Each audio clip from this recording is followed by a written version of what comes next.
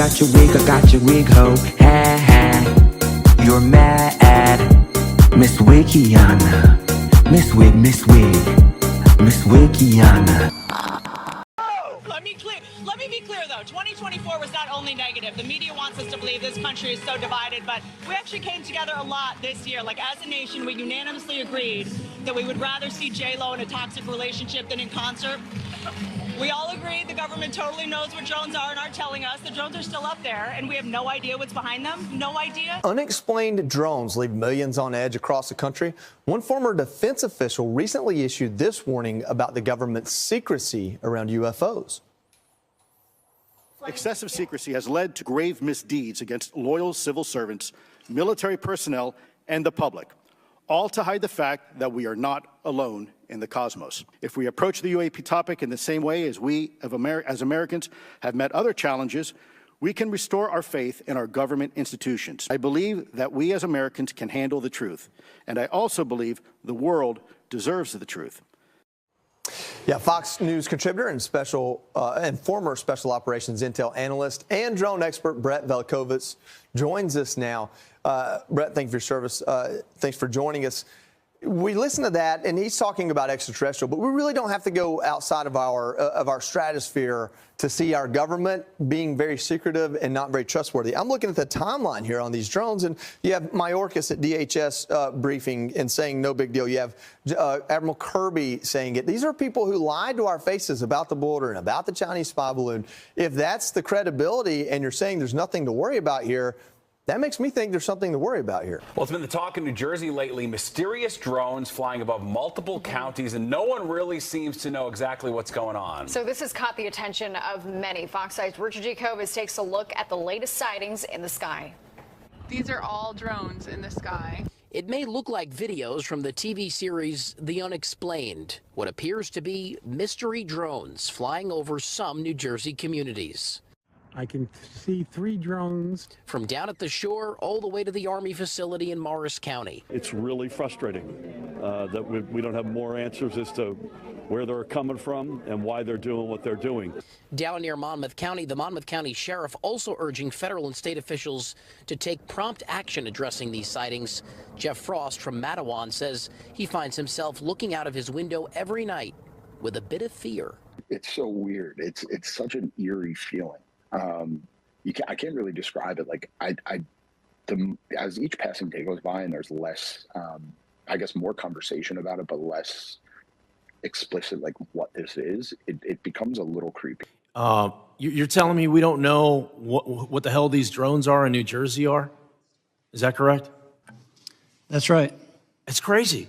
I mean, that's crazy. That's madness that we don't know what these drones are. Sir, the FBI and our Newark field office, along with the state and local partners there, the Bureau is actively investigating the situation you mentioned, just the unexplained sighting of drone activity over that part of New Jersey. We do not attribute that to an individual or a group yet. We're investigating, but I don't have an answer of who's responsible for that, of one or more people that are responsible for those drone flights. But we're actively investigating. It is concerning. Is the public at risk? Is public safety at risk? Are we concerned that there are nefarious intentions that could cause either national security or a public safety incident that would put Americans at risk? There's nothing that is known that would lead me to say that, but we just don't know, and that's the concerning part.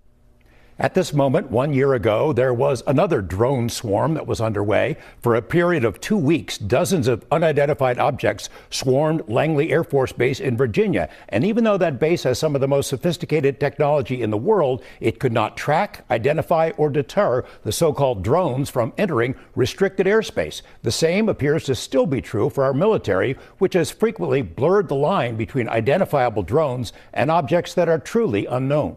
In July 2019, more than 100 unknown objects buzzed and swarmed around 10 U.S. Navy warships 100 miles off the Pacific coast. The objects were documented on camera, on radar, and on thermal sensors. Splash. In multiple shapes and sizes, including huge wingless orbs with no detectable propulsion system. Just drones, no biggie, the Pentagon suggested. A few years earlier, when Navy pilots on the East Coast encountered unusual objects on a daily basis in their training ranges, the debunkers called them drones or balloons or both, certainly not UFOs. 4 years ago this month, dozens of unknown drones appeared nightly for weeks in the heartland. The sky is lit up with Christmas lights, basically. There's lights and things flying all over. Sheriff's departments across the border area of 3 states have been flooded with similar reports since mid-December. The U.S. military never learned who or what was behind it, as if it was just one of life's little mysteries. In the past few years, the all-purpose term drones has replaced swamp gas and weather balloons as the military's go-to explanation for unknown objects. In what might be the most ironic of the current sightings, intrusions by so-called drones caused air traffic at Wright-Patterson Air Base to shut down this weekend. Wright-Pat is where the wreckage from the 1947 Roswell crash was reportedly stored. Nice touch, drone people. We have no evidence at this time that the reported drone sightings pose a national security or a public safety threat, or have a foreign nexus. An assortment of government officials have tried to quell public concerns in recent weeks, but the public isn't buying it, and the mystery drones didn't get the memo either. Social media platforms are jam-packed with cell phone videos of assorted lights and odd objects seen nightly in the skies over New Jersey and many other states, including Florida, Texas, California, and Oregon. Most are likely the lights of airplanes, but some do resemble standard drones, albeit a few the size of an SUV. They do not perform like known drones. New Jersey officials have demanded briefings and say they were told the drones are not a threat, are not being flown by the U.S. government, are not being flown by foreign adversaries, and by the way, the government is unable to track them, doesn't know where they originate or where they go each morning. It was the biggest amateur hour presentation I've ever seen about anything, okay? It was ridiculous. There were no answers. Every question that was asked by a member of the state legislature, great questions, no answers, no resolution. They don't know where the drones are coming from. They don't know who's doing it. They don't know why they're doing it, but they say there's no credible threat. Can you comment on the drones that are flying around New Jersey ports?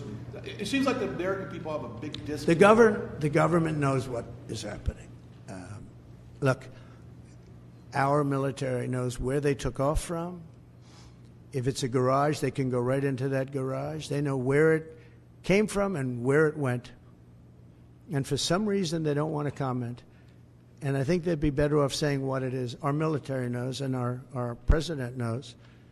And for some reason, they want to keep people in suspense. I can't imagine it's the enemy, because if it was the enemy, they'd blast it out. Even if they were late, they'd blast it. Something strange is going on. For some reason, they don't want to tell the people, and they should, because the people are really, I mean, they happen to be over Bedminster. Want to know the truth? They're very close to Bedminster. I think maybe I won't spend the weekend in Bedminster. I've decided to cancel my trip. Have you received an intelligence briefing on the drones? I don't want to comment on that. You're going to think I'm nuts, but why should today be any different than any other day? I know this guy whose father worked with the Pentagon and NASA and like secret projects, and he has been messaging me that he will never forgive himself if he doesn't tell the people that he knows that for a month he's been watching this situation. And now, several days ago, before it became a discussion in the mainstream media, that these drones are ours and that they could very possibly be sniffing out something very dangerous, some missing dangerous W from the war, and that areas that coincide with where the drones have been seen have spiked in radiation. So he said it's time to think about where I am and that I might want to go somewhere with my daughter.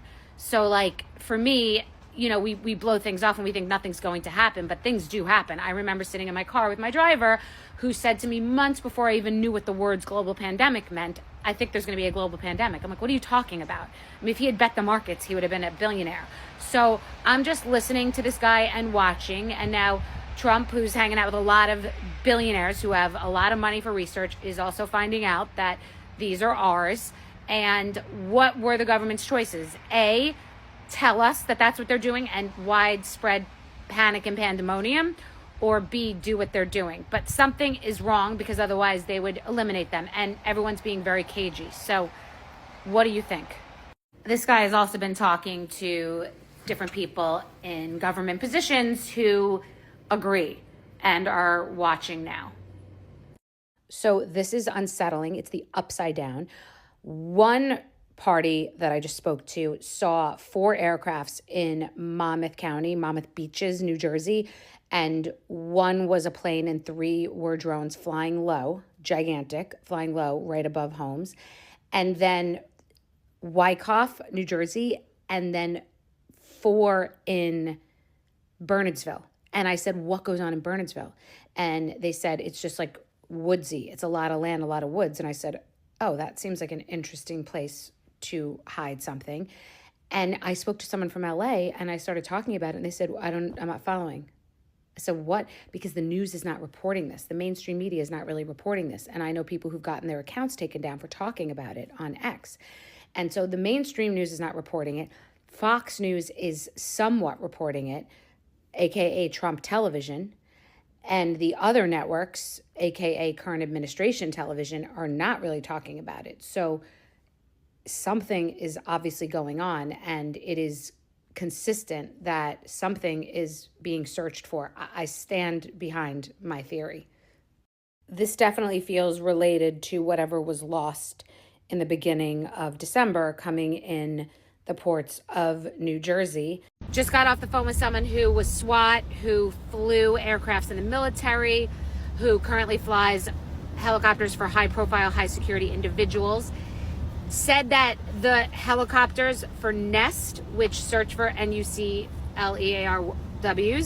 have not left. That doesn't necessarily mean anything, because if they did leave, then we would absolutely have an answer. Said that these drones, which are in full force tonight on a crazy rainy night, that they are seemingly searching for something, possibly radiological, he said, and that drones are electric, not fuel. So we're sort of comparing them to what helicopter flights are. So still, obviously, in this volume, it's very expensive, but not like having all these private planes that are manned and operated by fuel in the air. Don't know if that helps anybody. NEST stands for Nuclear Emergency Support Team. You're the mayor of Bellevue. What do you know? We know very little. About 6 days ago, there was an unprecedented briefing with every single mayor in the state of New Jersey, along with every member of our state legislature. We learned exactly at that time what the state knows, which was very little. Since then, information has not been forthcoming. And it's this lack of transparency, in my opinion, that's doing nothing but fueling conspiracy theories online. Do you have any idea what it could be? Or which side it could be, where it's coming from? Yeah, I can tell you what it's not. We know for a fact it's not little green men. And more than likely, it's not a foreign adversary, because they would be able to figure out how to turn off the blinking lights. These drones are huge. We had a mayor yesterday on the call with the White House telling them that he had 6-foot drones hovering over his house. Yet they continue to tell us, we don't know what we're talking about. It's misidentification. Certainly, there's some misidentification probably going on, but I could assure you that we are seeing drones in New Jersey all over the place. All right, so Bethany Frankel, I know she's not like, the New York Times, but she says that she has like some kind of contact at the Pentagon, and that it has something to do with radioactive material in New Jersey. What are you hearing? So here's what I know. I know that we were told by our state police that we have assets over our critical infrastructure. Now, depending on your point of view, that's either concerning or comforting. I think it's comforting, because it's probably us listening and watching. We also know that we have drones that are flying in a grid-like pattern. In my opinion, they're looking for something. What might they be looking for? Well, potentially, we're aware of a threat that came in through Port Newark.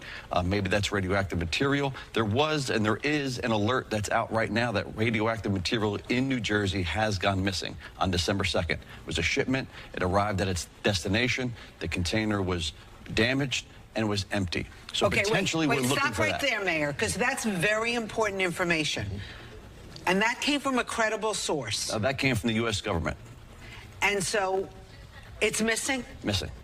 And they think it's in New Jersey, or it could be anywhere? It was lost in New Jersey, in transit. And again, this is just an example of what I think that we're sniffing for. I think we do have the assets that can go up and fly around and sniff things, which is why we're not seeing the uptick we used to see in Belleville anymore. It's kind of moving, but we're seeing alerts that it's happening now in Pennsylvania. Drone talk update. In Jersey, the water has a funny smell and they're testing it. Also that plasmoids are real and that they can be confused as orbs, but that they would not be used. They're a hardware that no one knew existed, but they would not be used unless they absolutely had to be used. The consensus by people who have knowledge and experience in this space is that they are 100% looking for something. But nobody knows anything for sure. No one in the news knows anything. They are reading pieces of paper and regurgitating. So, you know, I certainly don't know anything. I'm just speaking to people that definitely know more than the average bear. Drone talk. So smart people are saying this is not a simulation and this is not a test to see how we'll react, and that the orbs are something that appear at stressed sites. So it's not that the aircrafts are there to study the orbs, it's that the orbs are where the drones are for a very specific reason. So it could be, let's say that they're surveillance orbs, but what I hear is that these drones are not appearing where the orbs are to study the orbs. It's basically that these two elements would show up at a similar location for a very specific reason. But what about those reports of the lights disappearing and reappearing? Can the parallax effect explain that? Not likely. That's where things start to get a bit more perplexing. We need to consider other possibilities. And that's where our second mystery comes into play. The Hestalen lights. Yes. Hestalen, Norway. The UFO hotspot that's been baffling scientists for decades. This place has been a magnet for unexplained light phenomena since the 1980s, long before drones were even a thing. Precisely. And while there's no definitive explanation for the Hestalen lights, researchers have identified 4 distinct types, based on their appearance and behavior. 4 types of lights. This is where it gets really intriguing. Tell me more about these different categories, what makes them unique. Well, type 1 is the most fleeting, consisting of brief, bright flashes, usually white or blue. Imagine a super bright camera flash, but in the sky. These flashes are often so brief that they're difficult to capture on camera. Then there's type 2, which is more in line with the classic orb description, a yellow ball of light that can vary in size, shape, speed, and duration.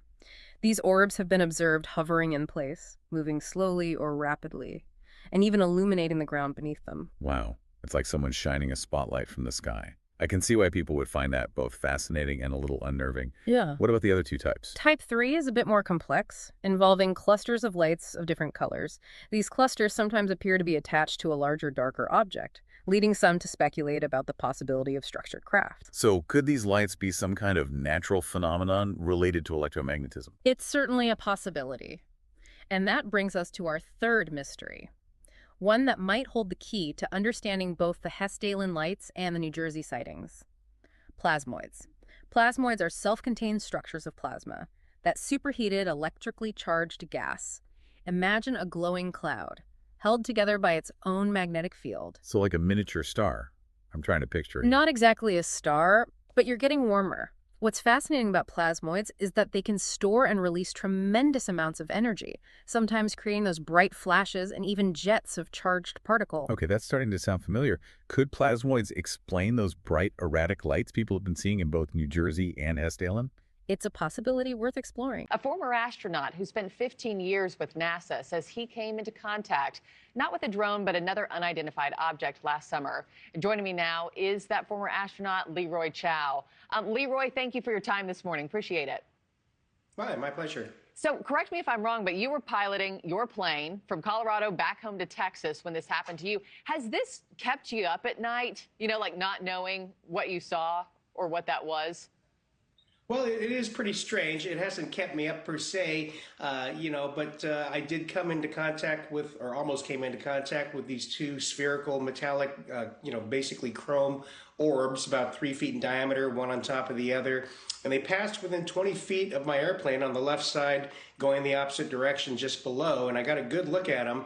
And I didn't know what they were at the time, and I kind of continued to believe they were probably part of some kind of a secret program, a government program for advanced drones, but I have no way of knowing. My biggest concern, and I didn't even have time to get scared because they just whizzed by me so quickly. There wasn't even time for that. So it remains a mystery. I don't know. I have no way of knowing what happened. Yeah. So you say 20 feet away. That was real close to not being good for you and your airplane. Right. Absolutely. Yeah. I mean, I was on an instrument flight plan, which means I was under positive control by air traffic control, and they will alert you if there's other air traffic near you. I had, my airplane is equipped, as all airplanes are required to be equipped, with the FAA approved devices that allow you to basically see all the traffic in your area on a display like an iPad, and nothing showed up there, and so it was a big mystery. Yeah, I have my private pilot's license. I'm just VFR. I don't have IFR yet, but I was thinking to myself when I was reading your story, did Tower not tell you, that this was coming? Nothing showed up on your instruments? I mean, that's wild. Right. Have you ever seen anything like this before? No, never. This is the first and only time I've ever seen it. It was a little bit earlier this year in August, so nothing before or since. And your resume, I mean, you have such a lengthy and impressive resume. 3 space shuttle flights. You were the commander on the Expedition 10. You have no reason to make this up. Have you gotten any pushback, after coming public with your story? No, actually, I kind of kept it to myself. I told a few people about it at the time, but really hadn't talked about it till I was asked on an interview on, if I had seen anything strange before. And I just, like I said, at the time, I assumed it was a secret government program. And so, I hadn't talked about it till being asked. But no, I haven't really gotten any pushback. The orbs and plasmoids that you're obsessed with, this is insanity, but bear with me. So it's been hypothesized that these types of beings, which are theoretically sentient and feel and perceive, that they show up around stressed sites. One of the most intriguing findings is the apparent connection between the Hessdalen lights and electromagnetic activity. Researchers have observed that these lights often appear in areas with high electromagnetic fields, and they've even detected fluctuations in the Earth's magnetic field during these events. So it could be a nuclear site, it could be the drones, it could be they're ours, it could be they're somebody else's. Orbs are known to be spiritual beings, like when people religious believe that someone's presenting themselves who's passed away. So these orbs are some version of a being, whether AI or intentional to go with the drones in search, or there because there is something there where something needs to be searched for. So it's a much more advanced aerobics class. That even a scientist, you could talk to a scientist or a priest and they're going to tell you 2 different things, 12 different things. And I don't know shit from Shinola. I'm just learning and reading and, wow, distilling. Is there anything else we should know about plasmoids? There's a lot more to these enigmatic entities than meets the eye. In fact, one of the most mind-blowing aspects of plasmoid research is the theory that they might represent a 4th domain of life. Wait a minute. Life? As in living creatures made of plasma. Explain this. It's a radical concept, but hear me out. Researchers like Dr. Huster, there are a lot, but one example is of a real plasmoid researcher who supports the 4th domain of life theory. He argues that plasmoids possess several characteristics of living organisms. They exhibit self-organization, they can grow and reproduce, they interact with their environment, and they even seem to exhibit a kind of intelligence or awareness. Okay, now my mind is officially blown. So we could be talking about a completely new form of life, one that exists in a state of matter we barely understand. But if plasmoids are alive, where do they come from? Did they evolve here on Earth? Or could they be extraterrestrial in origin? Now you're asking the big questions. And while we don't have definitive answers, there are some tantalizing clues. For example, some researchers have pointed out that the conditions necessary for plasmoid formation are actually quite common in the universe. Plasma is the most abundant form of matter in the cosmos, and it's found in stars, nebulae, even interstellar space. So plasmoids could be floating around all over the universe. That's wild. But how would they get here to Earth? And why would they be hanging around places like New Jersey and Hestalen? Those are excellent questions, and they lead us deeper into the mystery. Some researchers speculate that plasmoids might be attracted to Earth's magnetic field, which acts like a giant shield, deflecting harmful radiation from the sun. A couple questions about drones. There have been repeated drone sightings in the Northeast, especially in New Jersey. They're flying at low altitudes, they're flying in flocks. Has the president been briefed on this situation? So we are certainly aware, the president is aware. So we're closely tracking the activity and coordinating closely with relevant agency, including DHS and FBI, to continue to investigate these incidents. Don't have anything beyond that to share. Obviously, this is something that DHS and FBI are tracking very, very closely, and so I would have to refer you to them directly, but aware. Keeping an eye out and looking into the incidents that you just mentioned. Still though, but has the federal government ruled out that these are controlled by foreign entities? Yeah. And do you know if they're conducting surveillance over these areas? I cannot make any kind of predictions or comments about that specifically from here. This is something that DHS is looking at and FBI, so I would have to refer you to them. I don't have anything beyond that. We're tracking this very closely. Obviously, we're all aware of the incidents that have been reported. I'm not going to go into what they could be or could not be from here. That is something that obviously is being looked at as those respective agencies that I mentioned. When was the president briefed on this? I don't have a timeline, but he certainly has been made aware of this. And what's the White House message to the people up there who are frustrated that there isn't any information out? And obviously, we hear them and we understand that. We are closely tracking this. We are monitoring the incidents that have been put forward and certainly made public. And we have two agencies that I've already mentioned that are looking into this, working closely with folks on the ground, trying to get to the bottom of it. I don't have anything more to share beyond that. You know, that will really affect you profoundly. If you're in a stress situation, she was being pulled. Yeah. In a way that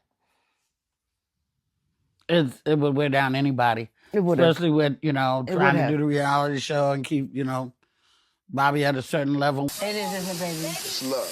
Fire. Hey, fire. The way you walk and talk really set my nerve, and I'm so excited, child. Yes, you are. The way you tease knocked me to my knees. Hammer on fire! Hammer! You can feel it all over.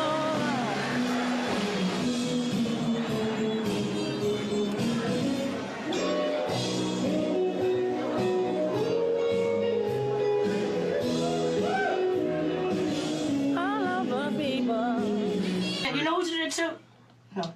Who? What? On TV? No. You just. You know what? You was about to slip up in here. Who does that too? Who used to? What you mean? Who used to? Somebody used to know.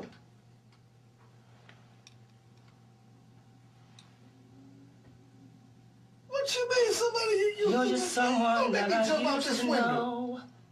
Huh? You're just someone that I used to know. Anything you want done, baby. You got the whole collection. I do it naturally. Thank you for that. You're welcome. Go to get my glasses. Before you go, do you like these on me? I think these are tight, but they get down. They work for me. They work for me. They work. Daddy is just greedy. If Daddy won't feed the needy. Daddy is just greedy. Your mother joining in the song.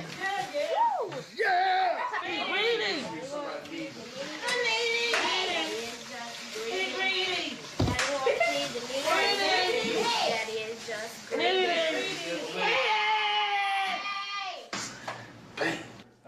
imitate Rick, please. Bobby does a good Rick James. Do Rick, Bobby. Oh.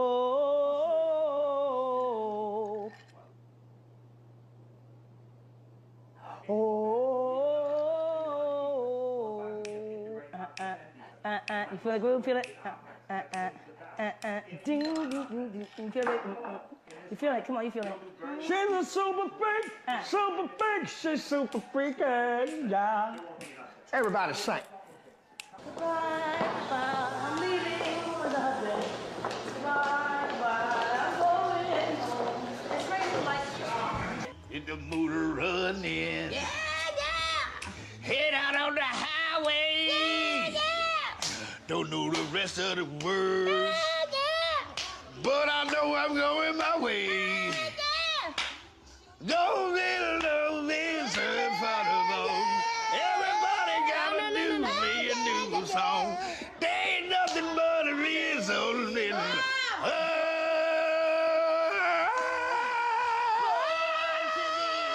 born to be wild. Born to be wild. Da da da da da.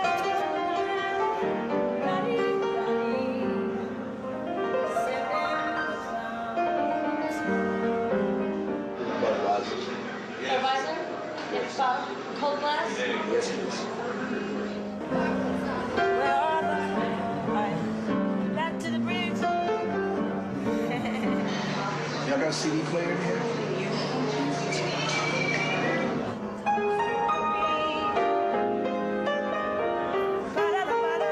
Isn't it rich? Okay, go back. So I'm gonna get my CD. Play my new single. Send in the clowns. Where are the clowns? Don't bother. Don't bother. Don't bother.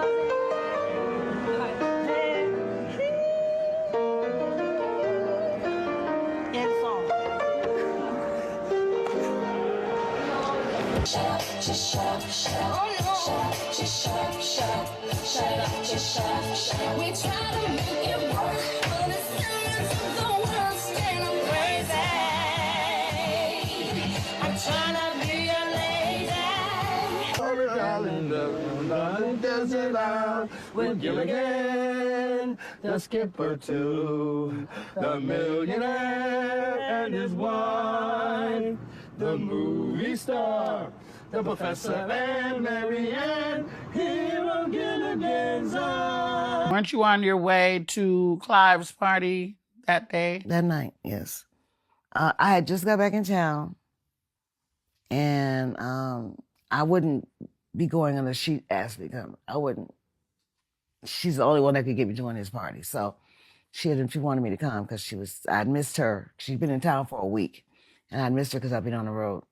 So when I got back, while I was out there, I was seeing all the crap that that was happening to her, and that she was. Well, Whitney Houston's comeback tour has hit yet another snag as hundreds of fans walked out of a recent show in Denmark. Here's NBC's Stephanie Gosk. Whitney Houston walked on stage in Copenhagen to a warm reception. Yes, I have come back. It didn't last long. More than half the audience walked out before the end of the show. Fans thought Houston talked too much. Music critics said the once pitch-perfect diva shouldn't have sung anything at all. One wrote she looked and sounded like a person who doesn't have many years left to live. Well, for Whitney Houston, this has really turned into the European tour from hell.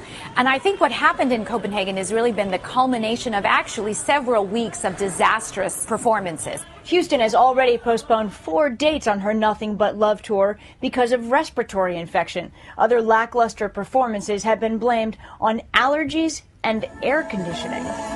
Houston was off-key in Birmingham, struggled in Nuremberg. Whitney Houston's opening concert in her long-awaited Australian tour fell flat last night. Fans at the Brisbane Entertainment Centre walked out on her performance in disgust after she struggled to make it through her songs. After a 20-year absence, fans couldn't wait to see Whitney back in Australia, but after just a few songs, Was about to lose my breath. many couldn't wait to leave. She shouldn't have turned up. No. Sorry we're having to leave Big early. waste of money. It was dreadful. They complained that the diva appeared to be miming during her opening numbers, took long breaks to towel herself down, and could no longer hit the high notes that once took her to the top of the charts. Whitney tried to share the love. I love you, Brisbane. I love you so much. But a performance left concert goers cold. It's the worst concert I've ever been to in my life. Disgraceful. Disappointed. Horrible. Upset. Definitely not worth $165. Whitney Houston is back in rehab. A representative for Houston confirmed Monday that the singer is undergoing treatment. The rep says Houston is in an outpatient program for drug and alcohol treatment. The rep also says it is a voluntary measure and part of Houston's long-standing recovery process.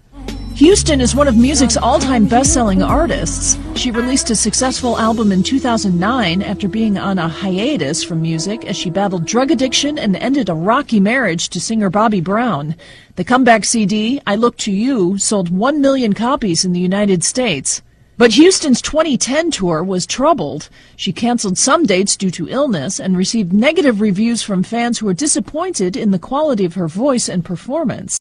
She was, because before she came down to do this fucking party, she was up in Canada shooting a movie.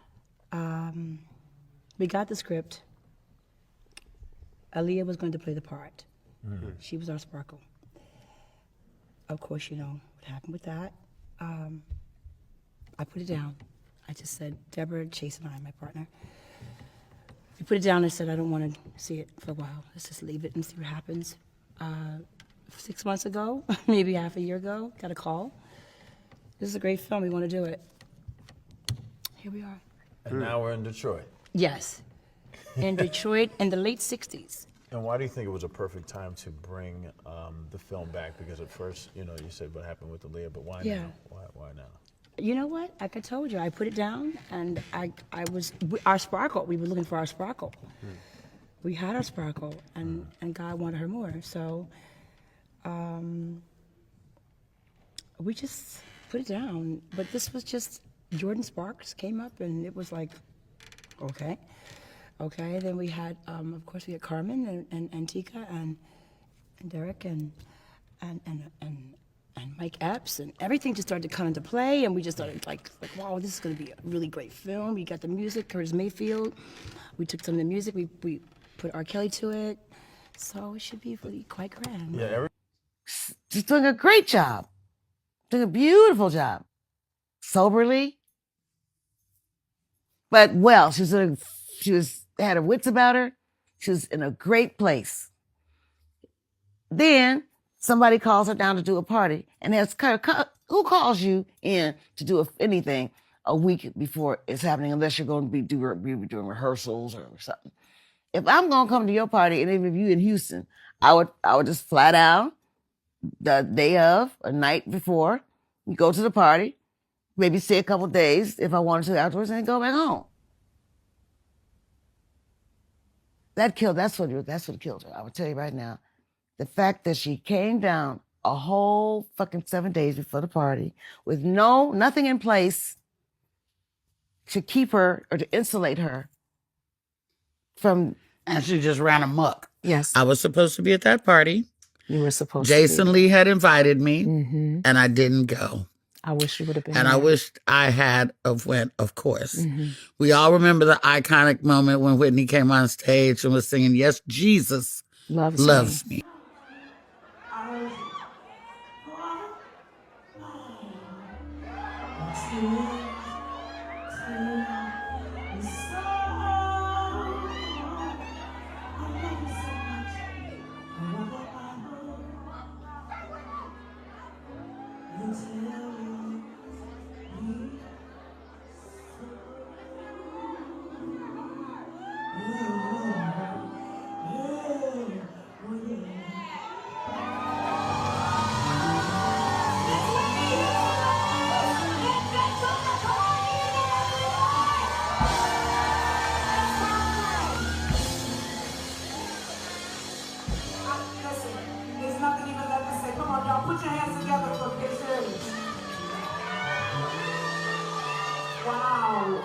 I was so surprised because I would have never asked her to get on stage. I wouldn't have put her in that position. Yeah, and then Whitney's so crazy. She sang Yes, Jesus Loved Me and had a fight with a chick the same night. So I'm going to speak on that because I was really angry about how that went down. Let's go. That was my idea. We had this party. And I wanted to celebrate music because R&B was really suffering at the time. And rather than it be about me, I wanted to celebrate the genre. Right. It was for the love of R&B. For the love of R&B. Party. Right. So Stacey Francis wanted to be a part of it. She wanted to sing. I knew her. I didn't know her well, but I knew her from back home in New York. She did Broadway, that kind of thing. She worked with a lot of people that I knew back home. And I'm like, yeah, sure. Pick a song to pay homage to an R&B artist. So she was there. I had worked with her. I rehearsed her with my band. So whatever was going on, for whatever it was she tried to say was happening with Ray J, whatever the case may be, what I do know is that I had a section for Whitney. Whitney didn't want to be in the section. She said, I'm staying with you tonight. Was Ray J with her that night? Ray J was there, yes. And so... Did they seem like a loving couple? Yeah. Yeah, I didn't see anything weird. I didn't see anything that was off. Actually, low-key, I thought it was kind of super hot. That, Ray J finally had him a grown-ass woman. Yeah, a real And then Whitney woman. was like trying to get her little swerve on. Yeah. I thought it was cute. Yeah, I thought it was amazing. But then, amazing. We just don't know. So this fight did not happen. There was never any physical interaction. That's there was blood on her leg. But what I can tell you, it was red wine. Now, I think people, I don't know, I think people are sort of, didn't get what the fight itself was. Take us through it. You're starting to tell me that. Okay, a friend of mine today said, Stacey, the truth will set you free, and I, in essence, what I said on Access Hollywood yesterday was true. It was true. I was having a great time with her, and I did respect her, and that's why things did not get out of hand. Had it been, and Nikki knows No, that's the part I don't like to hear you say. I got to be honest with What? you. That you would escalate. That's what I think people get defensive about. What? It's like that you would escalate something with Whitney Houston. I don't think you would. I don't believe that. No, that's my point. That's exactly my point that But I'm that's making. That what it sounds like. wouldn't. No. That's my point exactly. Okay. It would never go there with Whitney Houston because she's Whitney Houston, and not only that, she's my. but not only that, you had a nice evening with her. She's a friend who you had a flair. This is my point to you, Dr. Drew, and I'm going to be real direct, and Please. a lot of people are not going to hear me say what I'm saying. I am from Brooklyn, New York. Yes. I'm from the hood. Yeah. Okay? Yeah. I mean, let's really kick it like it is, all right? And people are going to be angry. Her fans are going to be angry for me to saying this. But I'm from the hood. Like any regular person, me standing in the club and her calling me the B word and pushing my head away, putting her face, too. It's going to be a fight. Yeah. It's going to be a fight. My point is, I love Whitney just like her fans love her. My point is, it doesn't matter where I'm from. It doesn't matter if she pushed me. It doesn't matter if she called me a bitch. None of that matters. I love you too much to go down this road with you. I don't care what you do to me. You understand? That was my point. What I do know is that there were a lot of people when they realized she was there who were trying to get to her. Including some of the other performers. Wasn't Bobby Chris there as well? Bobby Christina was there. She stayed behind the little velvet rope in the corner with me and with Whitney. And so Ray J was there, but not. He kind of worked the room a little bit. Of course. And he was back and he's been Ray J. Yeah. Back and forth. But they stayed with me in the corner. Her security was there. I don't remember. Was Ulysses there? Pat was there. I had my security. My ex-husband at the time, he was there. I had my team of people there with me. So we stayed in the corner, and she literally stayed back there and cheered every singer on all night long, the people that she had never heard of before. And there was a lot of trying to come over to get to her, her. And even as far as, I wish Stacey would have told the truth. She kept coming up, Whitney, you remember me? You remember me? And Whitney literally was like, who is that? Who is that? And I'm saying she's one of the performers tonight. Don't worry, we'll be okay. So I was aware that she kept trying to get to her. So it didn't go down. It stressed her too. She was friggin' stressed. She felt compelled to be there for Clyde. She felt compelled, to be there. It's my dad. It's my dad. I'll see you later. I'll see you later. Mom, come see her. Come say hi now. Come say hi to your godfather. Come say hi to your goddad. We were interviewing Brandy, Monica, and Clive Davis. They were promoting his Music Cares, the benefit that Clive Davis has every year. And they were giving an interview to us, and Whitney Houston just was staying at the hotel, as we know now. She had just been at the pool and was just walking by and basically hopped into the interview room unannounced, and to the surprise of everyone. And you can see in the video, including Clive and Brandy and Monica, and of course Brandy on the left there, if you look very closely, you can see that actually Whitney handed some sort of note to Brandy, and they've known each other for a very long time, and you can see that she looks at the note and then hands it off to an assistant. And if you replay it enough, you can actually see this happen. Brandy looked a little uncomfortable, it seemed to me, and to a lot of people who've seen it. What many of her friends told me at the time, and I interviewed many of them on this show, was that you couldn't underestimate how big a blow it was to her to lose the voice, the power that she had, the inability in stage shows to hit the big notes anymore for I Will Always Love You and so on. As somebody who still can, do you understand what that feeling must be like? I understand what that feels like. I don't understand to that degree, but I understand, you know, because I feel like when I don't have my instrument, I don't really have me. It is what you're about. Yes, it's almost who you are, you know. Of course there's more to you than your voice, but that's what you use to share. That's what you use to give. It's your purpose. It's what you were born to do. And to lose that must be the worst thing. Yeah, it probably drove her insane. It probably drove her insane. Where were you when you heard the news? And how did you hear it? I was actually in the same hotel that she passed in. At the Beverly Hilton. Yes, and we were all getting ready for the Clive the Grammy Davis party. Yes, and I was in my room getting ready. But the strange thing is, right before I started to get ready, there was this guy and a paramedics guy in the elevator, and they were like, hurry up, she's not breathing. And later on to find out they were talking about Whitney, I was like, whoa, like this is crazy. And my mom calls me and tells me that she passed, and I couldn't believe it. I was like, no way, you know. And I fell to the floor in tears. It would be the last performance of her life. We are learning more about the final moments of Whitney Houston's life. 10 years later, we're still grappling with the loss of one of our greatest stars and the tragic circumstances of her final days.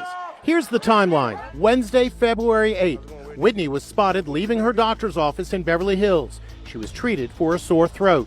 Whitney headed back to her suite here at the Beverly Hilton Hotel. She was in town for the Grammy Awards. But later that day, witnesses said she was acting strangely and wandering aimlessly in the lobby.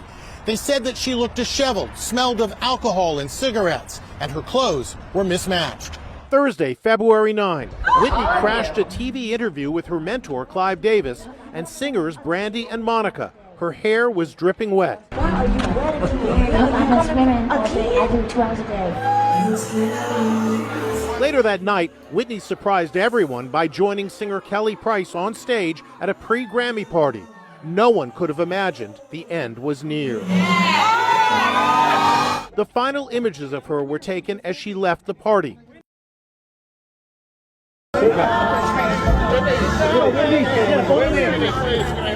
It's hammer time.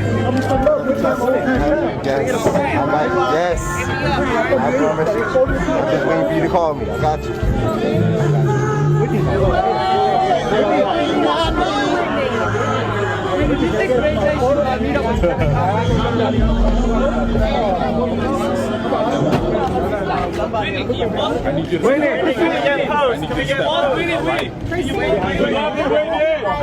I love you, Whitney. Come on. Can I get a picture with you?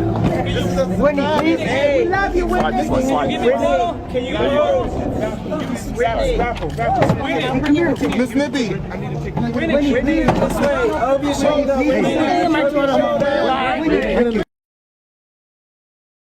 Let's get right to ABC's Cecilia Vega, who joins us live from the Beverly Hilton Hotel in Los Angeles. Cecilia? Yes, good morning, George. It happened here at 3:43 yesterday afternoon when a member of Houston's entourage located her body inside this hotel. So far, police and the coroner are refusing to offer details about what may have caused her tragic death. Exactly what happened inside the iconic Beverly Hilton remains a mystery. Paramedics raced to the 4th floor and found a lifeless Whitney Houston inside her hotel room bathtub. They tried in vain to resuscitate her with CPR. At 3:55 p.m. this afternoon, Whitney Houston was pronounced dead at the Beverly Hilton Hotel. The scene inside her room was chaotic.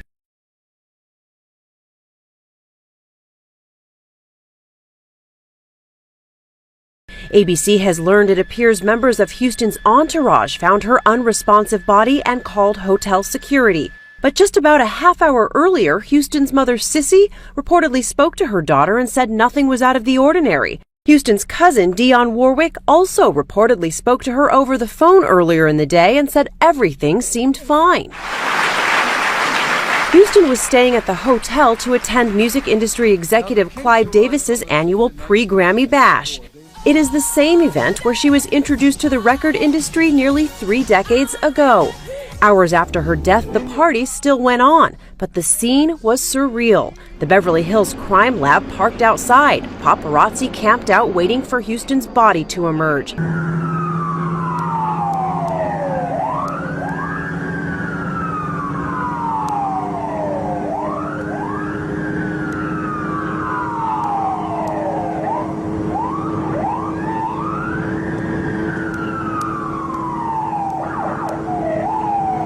Inside, a star-studded lineup of speeches and songs. Her final days were marked by questions about her sobriety. Houston's stay at the Beverly Hilton involved heavy partying, according to news reports, and then early Friday morning, what would become Houston's final performance. She sang a duet with Grammy nominee Kelly Price at a party at a Hollywood nightclub. Houston was there with her daughter having a good time. But after cheers on stage, these photos of a disheveled, bloated, and agitated Houston leaving. She reportedly had blood dripping down her leg, scratches on her wrist, and had to be escorted from the club. But the people who knew her said she was simply sweating from her performance. There was nothing wrong. There was nothing wrong. She was singing. She was dancing. She was laughing. She was playing. I'm going to remember her just like that, because that's the Whitney that I always had the pleasure of being around. The pop superstar would be dead the next day. Now, one report says Whitney Houston was found with prescription drugs inside her room here at the Beverly Hilton and that she may have drowned in the bathtub. Whatever happened, the coroner says if an autopsy is performed, it could be a day or two before that's done. We now know what caused the death of singer Whitney Houston. She was, of course, found dead in a hotel bathtub last month. On Thursday, coroner's officials said she drowned accidentally. Houston also had at least 5 different drugs in her system and also, we've learned, had heart disease. Medical correspondent John LaPook is here with a closer look. Good morning. Good morning. Well, I think we know that she had drowning, and they're saying she had atherosclerosis, which means that she had some clogging of the arteries, some narrowing, and that she also had cocaine. The question is, how did they all combine to kill her? I think that the fascinating thing here is that somebody can have absolutely perfectly normal heart. She didn't, but a perfectly normal heart, and have cocaine, and it can kill them by causing spasm and increased clotting. And there's an amazing stat that I learned last night that just blew me away.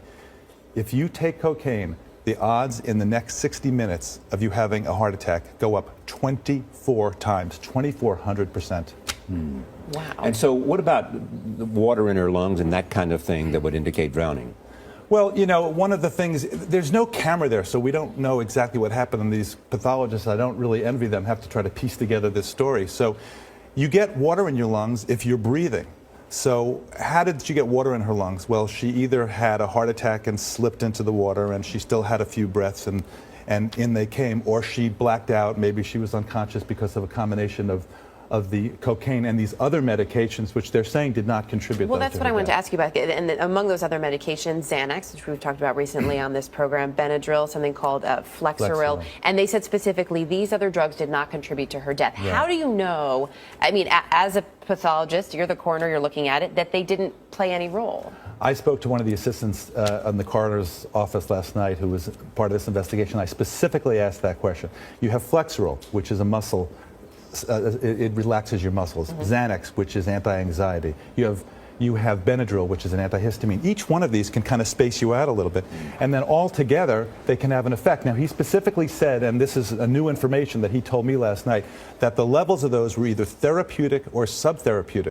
You were, I think, going to go to the Clive Davis party. Yes. It was a surreal event where Whitney's body was still in the hotel, and there was this sort of party where apparently half the room were in tears, the other half were kind of partying. What did you feel about that? I thought that was complete insanity. Why did you let the party go on? Of course, this is a personal thing. But the Grammys were the next night. You don't cancel.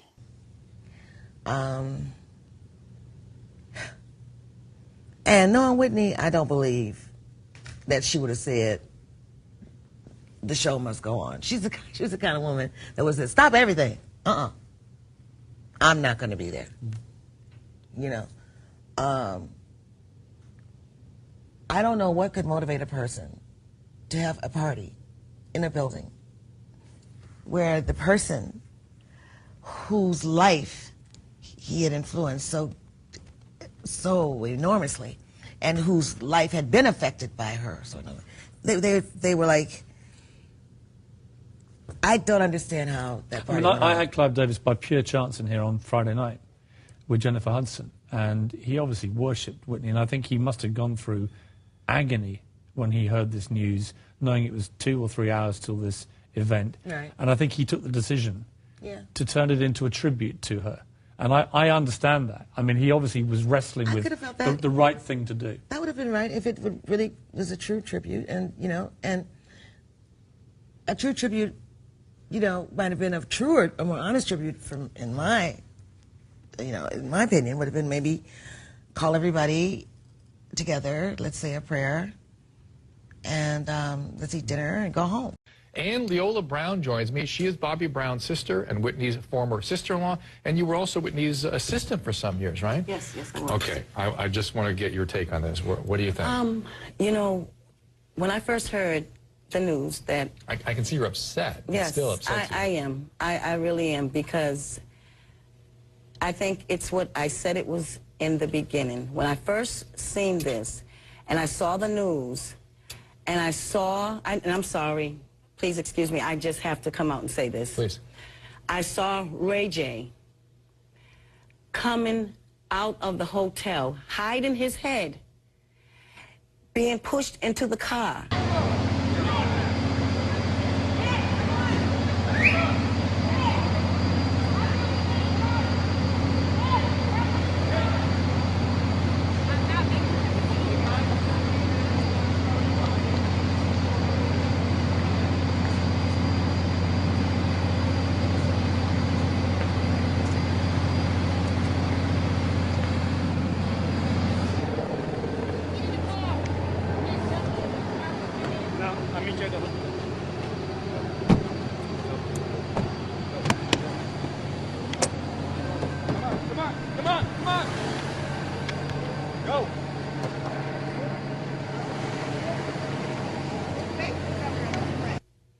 Why? I looked and I said, why is he hiding? Why is he hiding his face? He's always trying to show his face when he's around Whitney. Why now? Why are you trying to hide now, Ray J? Get into the new book, though. I want to get a little rumor out of the way that I heard. You've been seen around town with Whitney Houston. Now, I know the rumors back in the day that y'all were hanging out. Well, what's the deal right now? We hang. It's Grammy weekend, and she's in town, and we had dinner, and, she's such an icon to where it reaches the masses. But, Right. we had a good time. We had dinner. That's it. So, platonic. Good for it. Hey, there's worse people you can hang with. You know what I'm saying? So how's she doing these days, by the way? She's doing good. Everybody's good, and she's good. My family's good. Everybody's doing good. Ray, what's that new kid fight? Hey, man, they said it right now. last, Whitney. He said it wouldn't last, Ray J. Have a good night, y'all. Shorty got gifts. Shorty got gifts, Ray. Beautiful. Oh, man. Let's back it up. Back it up. Back up. Back up. Back up. Back up. Back up, guys. That's all we want you to do. Just back it up, get out of my way. Move. Hey, come on. I'm sorry. Whitney, That's true, you're living with Ray J now. Jay. Whitney, where you going? Are you living with Ray J? What's up, Ray J? Hey, Cooper. Live together now? How you doing? All right. Hey, Ray J, thanks a lot, man. Ray J, big wolf, lock you out on the what's up, homie? Hey there, Ray J. Ray J, you ballin', baby. You ballin' out of control, baby. You my hero. Hey, Ray J, are you living with Whitney now? Watch out, don't hit the car. I don't want to hit y'all, man. Watch out. Y'all watch out, man. I don't want to hit nobody, all right? Okay. Hey, you living with Whitney now or what, man? Are you guys living together? Y'all be careful tonight, man. Y'all have a good night. I think you're honestly a sick human being, and I think you are just so desperate that you'll do anything for attention, and you're just so disgusting. Honestly, so, have fun with old hag Whitney Houston. She's so sick, and crack is definitely not whack with you guys, because you are just, honestly, makes me laugh on how disgusting you guys look. You're in Vegas with Whitney, and you need to go hang out with your old, friend, and it's not right, but it's okay. I'm definitely going to make it anyway, because you guys are just disgusting and sick, and stop you're with her. I don't understand it. She's so old and sick, and you are just sick and desperate, so leave me the alone and stop calling me! And I put it all together. When I first heard she passed away, I said, my God, somebody gave her a bad bag. Cocaine. Yes. I promise you, that was the first thing that came out of my mouth. And then I saw Ray J, and it all added up. There was a conspiracy about the passing of Whitney Houston and how she went away. Some people think that the people behind her were part of that to get her publishing and XYZ. Where are your thoughts around that particular conspiracy around Whitney Houston? Well, that goes back to Ray J. You know, allegedly, I believe that might be part of the reason why he going after Diddy is protecting Clive Davis. Clive Davis might allegedly be puppeteering Ray J as he did. Even at this age, though, Clive Davis? Or is it just... Yeah, because you got to remember, Diddy is under Clive Davis. Right, he was the one that put Diddy on. Right, so... Well, not technically put him on, but you know what I mean. He gave him the money to start Bad Boy. Yeah, Bad Boy. So he's allegedly liable in some cases if they talk about the financing of Bad Boy Records and it being a criminal enterprise. Right. Then he would be the financee, right? Right? Right, he would be lumped in that as well. So before everybody start looking at him, you know what I'm saying, they send Ray J out here allegedly doing damage control or doing harm. To keep the spotlight on Puff. Yeah, you know what I'm saying? So now with the Whitney Houston thing, I believe allegedly Ray J had something to do with Whitney Houston, and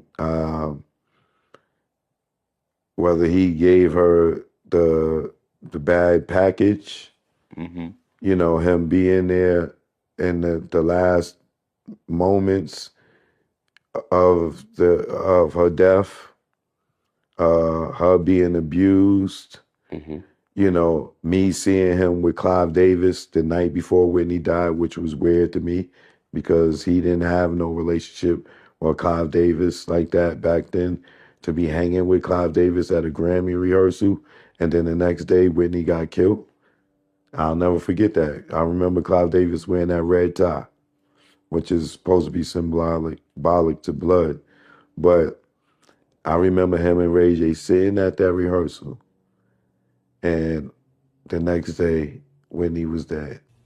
So I am going to believe that Ray J, who Whitney told me she had no relationship with, and this is a young boy who's running around telling people that he is a boyfriend of Whitney's, but I know clearly that he wasn't. He was, like she said, a runner boy.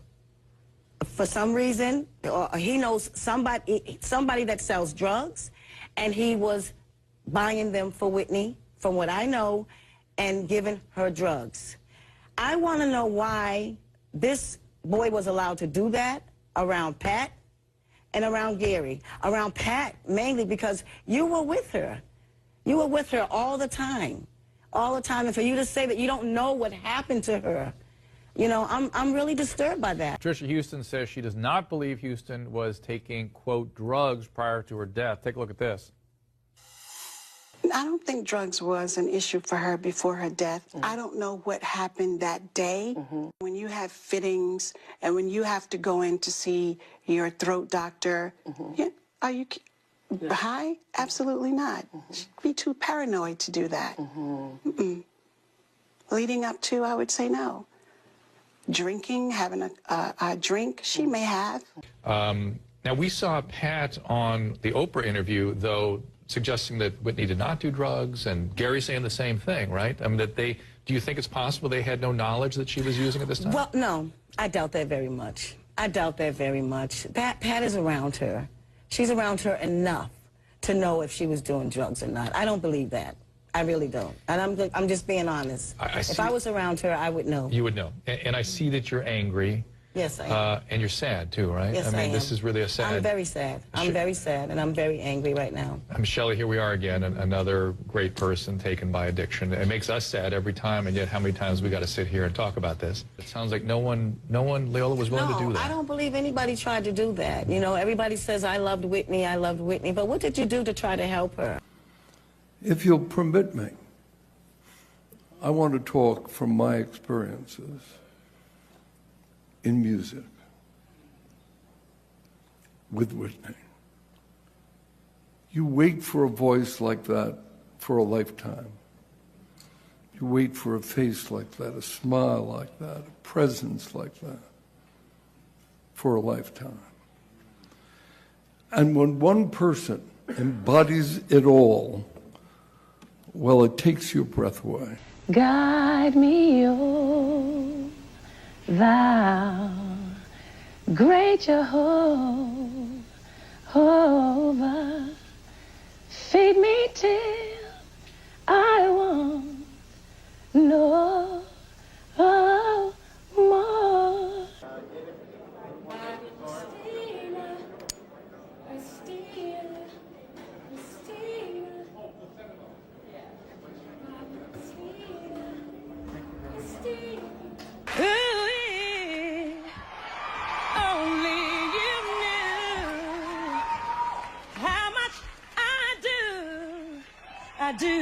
I do love you. Doesn't that sound familiar to you? Happy birthday to you.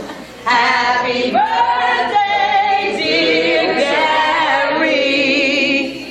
Happy birthday to you.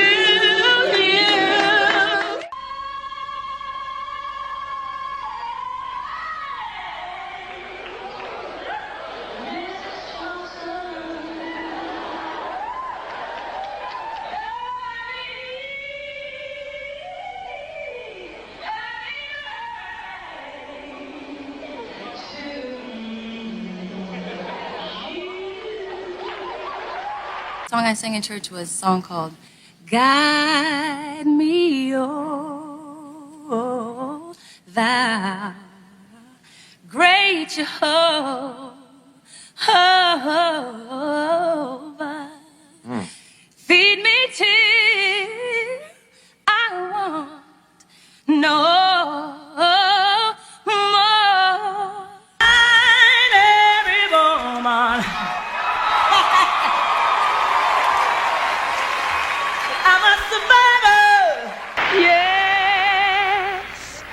Jesus loves me,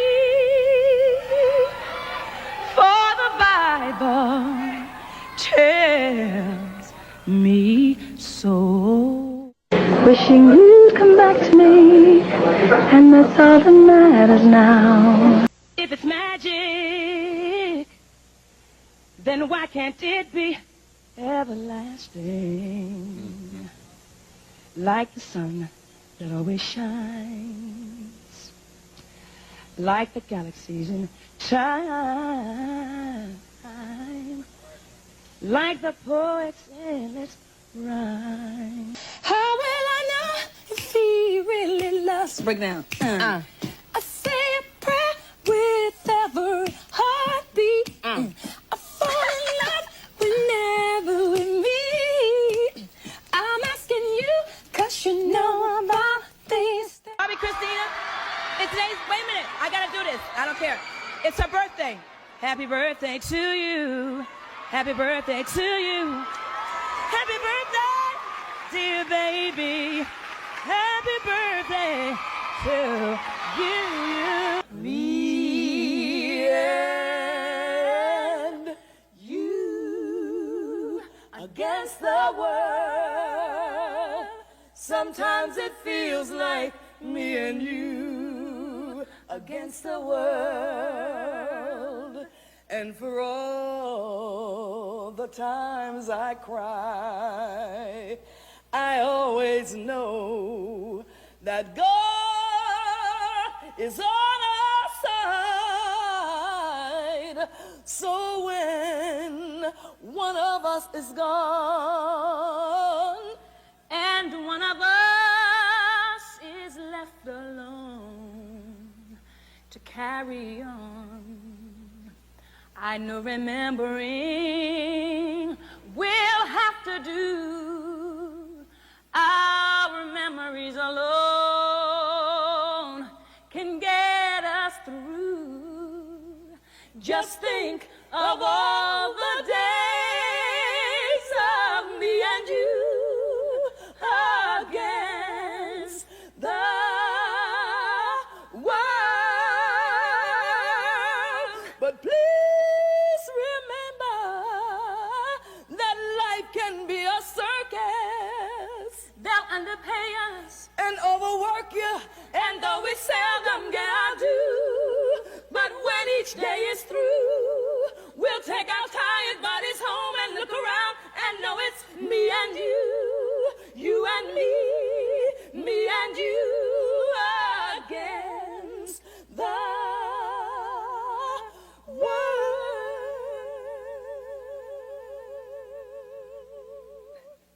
Oh, yeah, right. On the table and baby, I hold the cash.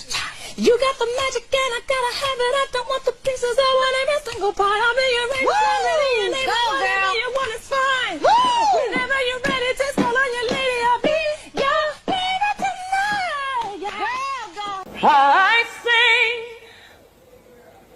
because I'm happy,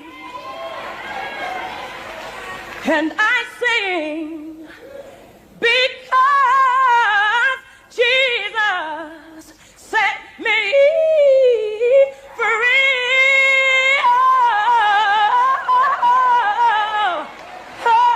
I know, and I will always love you.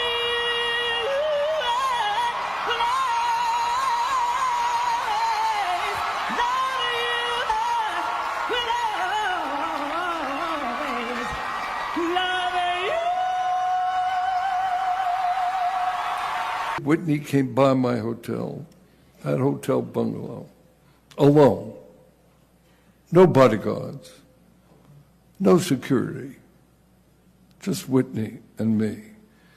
And she played her new cuts from Sparkle, and I played some new music that I liked for her. It was like old times.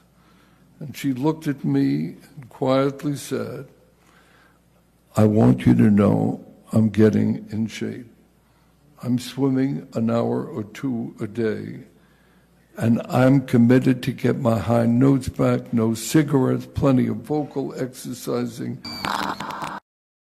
And so I'll address the issue as respectable as I can.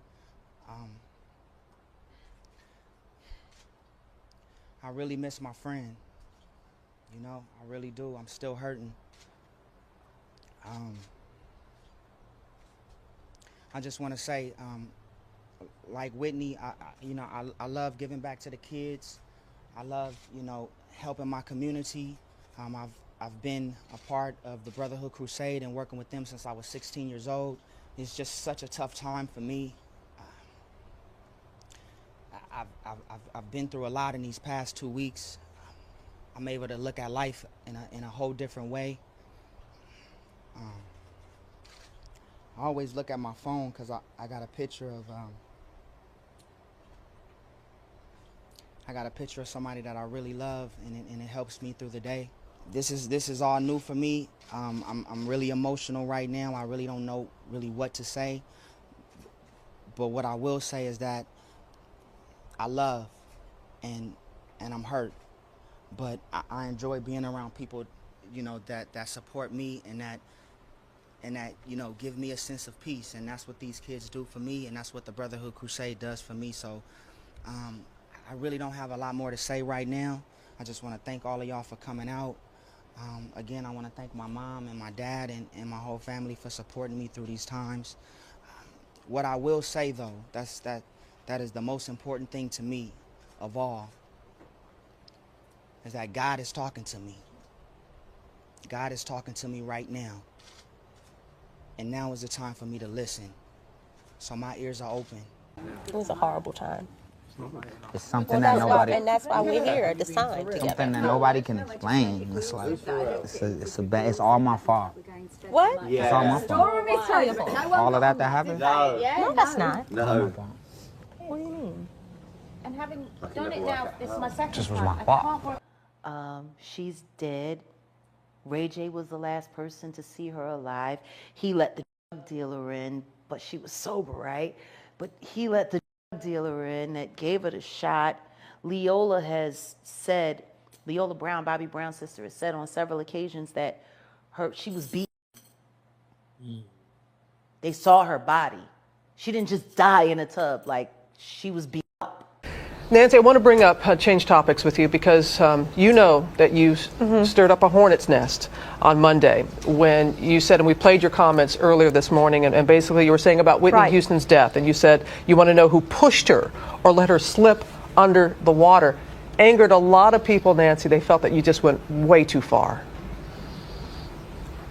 Well, if you look at the entire sentence, I understand that some people would consider that jarring or harsh, but there is nothing delicate or nice about a murder, a death, an unexpected death, or an autopsy. And that is what autopsies are for. I know most people aren't exposed to medical examiners, autopsies, morgues, and medical examiner investigations. But that's why you have an autopsy, to determine when something looks to be not a natural death or an accidental death. Was it a murder? Was it a heart attack? Was it an overdose? Ray J was just accused of pushing a substance binge on Wendy Williams, but according to this new blind item, he was allegedly the man that supplied Whitney Houston with the substances that made her pass away.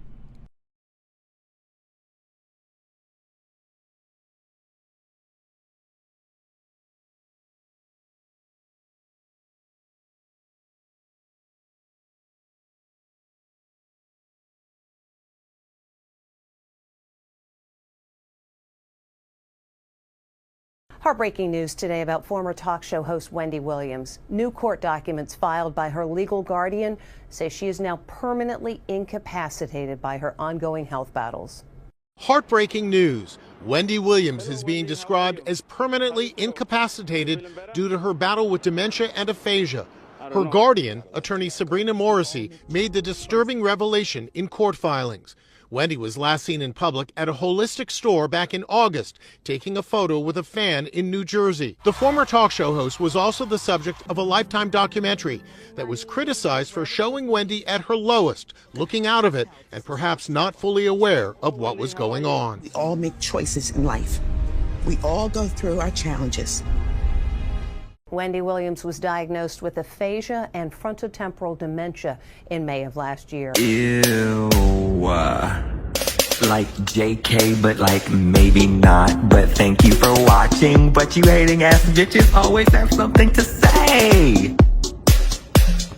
Hating ass bitch, but you're still watching my vids. What?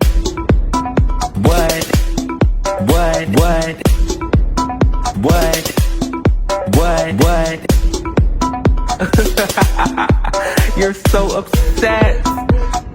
But that's like okay, because have a piece of bread, have a Xanax, relax, because I said what I said. My name is Julie. You may know me from BGC 9, BGC All-Star Battle Season 1, or BGC 13. Well, and I used to do AfterBuzz reviews for BGC.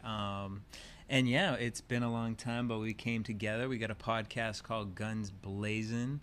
And y'all know we love us some reality TV. But when it starts getting dark and you really start pulling back, our experiences working in reality has really opened our eyes up to what's behind the cloak. How I got involved specifically with this content creator and this YouTube video is that they posted a video about Zeus, simply outlining the allegations, just reporting on things that have already been put in the internet, but they, you know, organized it in a very succinct, easily digestible video. And what Zeus is doing is they are falsely reporting people for copyright. That long-faced hoe thought he could eliminate me. He thought I was over. He thought I was done. And if you don't know who I'm talking about motherfucking Lamel Plummer of Zeus fucking Network, and him having that sour ass Becky Anna bitch false copyrighting, striking my shit, getting it snatched down. It's been snatched down twice with fake copyright claims saying I'm using clips from the Zeus Network.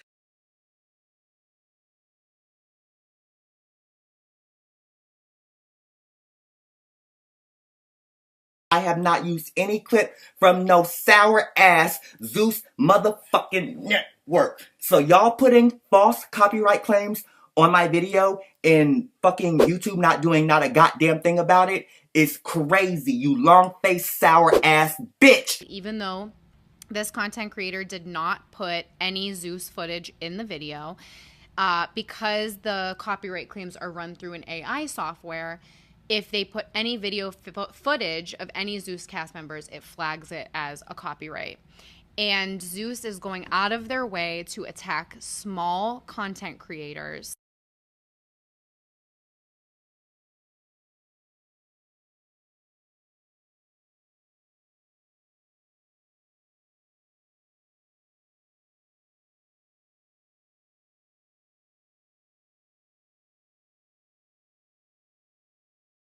To get these videos, any video that has anything negative to say, removed. It's bullying. It is obviously damage control, because if there was no truth to what was being said, then why would Zeus be spending so much time and so much effort to go through, watch these videos, report them? When people repost, they'll report them again. They'll get their pages taken down. I mean, we've heard of this not only from small content creators, but even ex-talent who has come out and tried, you know, to tell their side of the story. It was all just for my business. What was it, like maybe a week before? He can't sue me because I'm speaking facts. You can't sue something that's real. And he know I got proof of things. He know I got pictures. He know I got everything. He knows I know videos. I know I got everything, and that is why he keeps contacting blogs and things. He's going to ask you to take this down. I don't know if you're going. Hell no. Okay. He's actually offered whack money to not deal with us. He offered Whack $500,000. Can you please not fuck with them? No, he's been calling blogs. He called Neighborhood Talk. He called this. He called that. Oh, let me do a 3-year exclusive with you guys. Don't promote their show. On our podcast, we talk about high control groups and all of these kind of scenarios where predators and abusers will utilize money or power or promising a certain lifestyle to people to exploit and abuse them. And unfortunately, I think with everything that has come out, especially over the past year, about Zeus Network, it's pretty clear that this is an abusive situation. If we're to believe, which I do, if we're to believe the allegations that multiple girls have come out and talked about.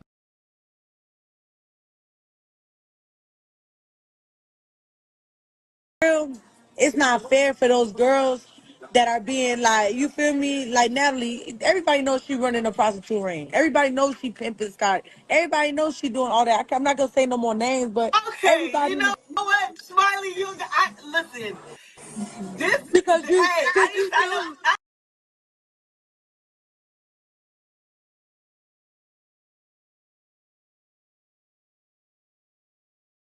Anyways, we go into the fucking restaurant. Bruh pop up with Scotty, and this was the first day I met her. And then we all sit at the table and shit, and they just start talking. Immediately, like when we got into the conversation, they start trying to pin me and Scotty against each other. They're like, oh my God, Stenna. No, this is Natalie. She's doing it. She's like, Stenna girl's so beautiful. She's just gonna be the next star. Doing all that. And then like, I didn't know at the time that they were together. So I'm just sitting at the table like, I'm just peeping the shit out. Like, what the fuck is they doing? Like, you know? And then when he started chiming in, then I caught on. Cause then he was like, yeah, Scotty, you over there mad? Ooh, you're mad. And then I looked at her and I was like, it ain't no reason for you to be mad. I was like, girl, I got my own nigga. And I'm like, this your nigga? And then he was like, this is one of my bitches. And I was like, okay. And I looked at her and I'm like, so what bitch is you? And then Natalie started laughing. She's like number 4, number 3. So then I looked at her and then I was like, oh, well then you shouldn't be letting this nigga pump you up. Cause I'm like, you know, the rule number 1 is you never supposed to get in your feelings with a trick. And I said that right at the table to all of them, in front of all of them, gagged them. All of them started laughing. And I'm like, that's gonna be your downfall. I said, but me, I got a real nigga though, and I show my back. They don't even know my nigga standing across the street, cause where we was at was Ocean Prime, so it's like where we're sitting at is basically an outside porch, so they not even peeping. My niggas standing like across the street, smoking a blunt, looking directly at us. So we get into all that, and then they just was trying to just make her feel hella bad about herself, like, oh, what are you gonna do, Scotty? There's gonna be so many new girls that are so beautiful, like Stenna Girl, and they're gonna come onto the show, and and they were just sitting there just like fucking with this bitch. And it was like, if I was like any other stupid ass bitch, we and her would have been fighting at the table. Like, you feel me?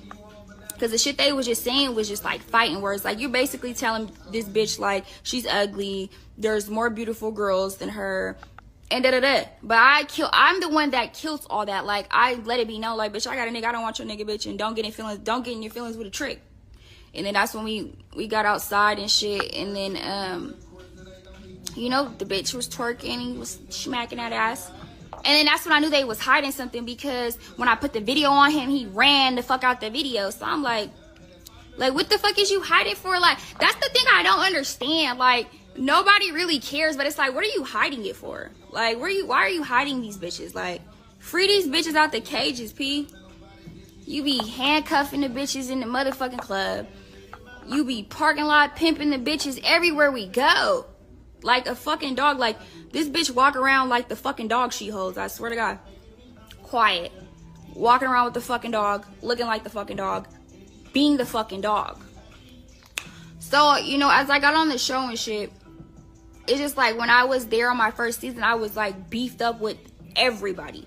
I was beefed up with him. I was beefed up with the whole fucking production. Like, I was just beefed up because it was just hella weird shit happening. Like, they really felt like when I was on the show, they really try to like make it to where I was just like didn't have nobody. Like, they wanted me to be there just while they got outsiders coming in to fight me and hella shit. We wasn't going for that shit. You feel me? Like, but it's like, they do that weird shit. And I could see why, like, he was doing that with, like, Krishan and Blueface.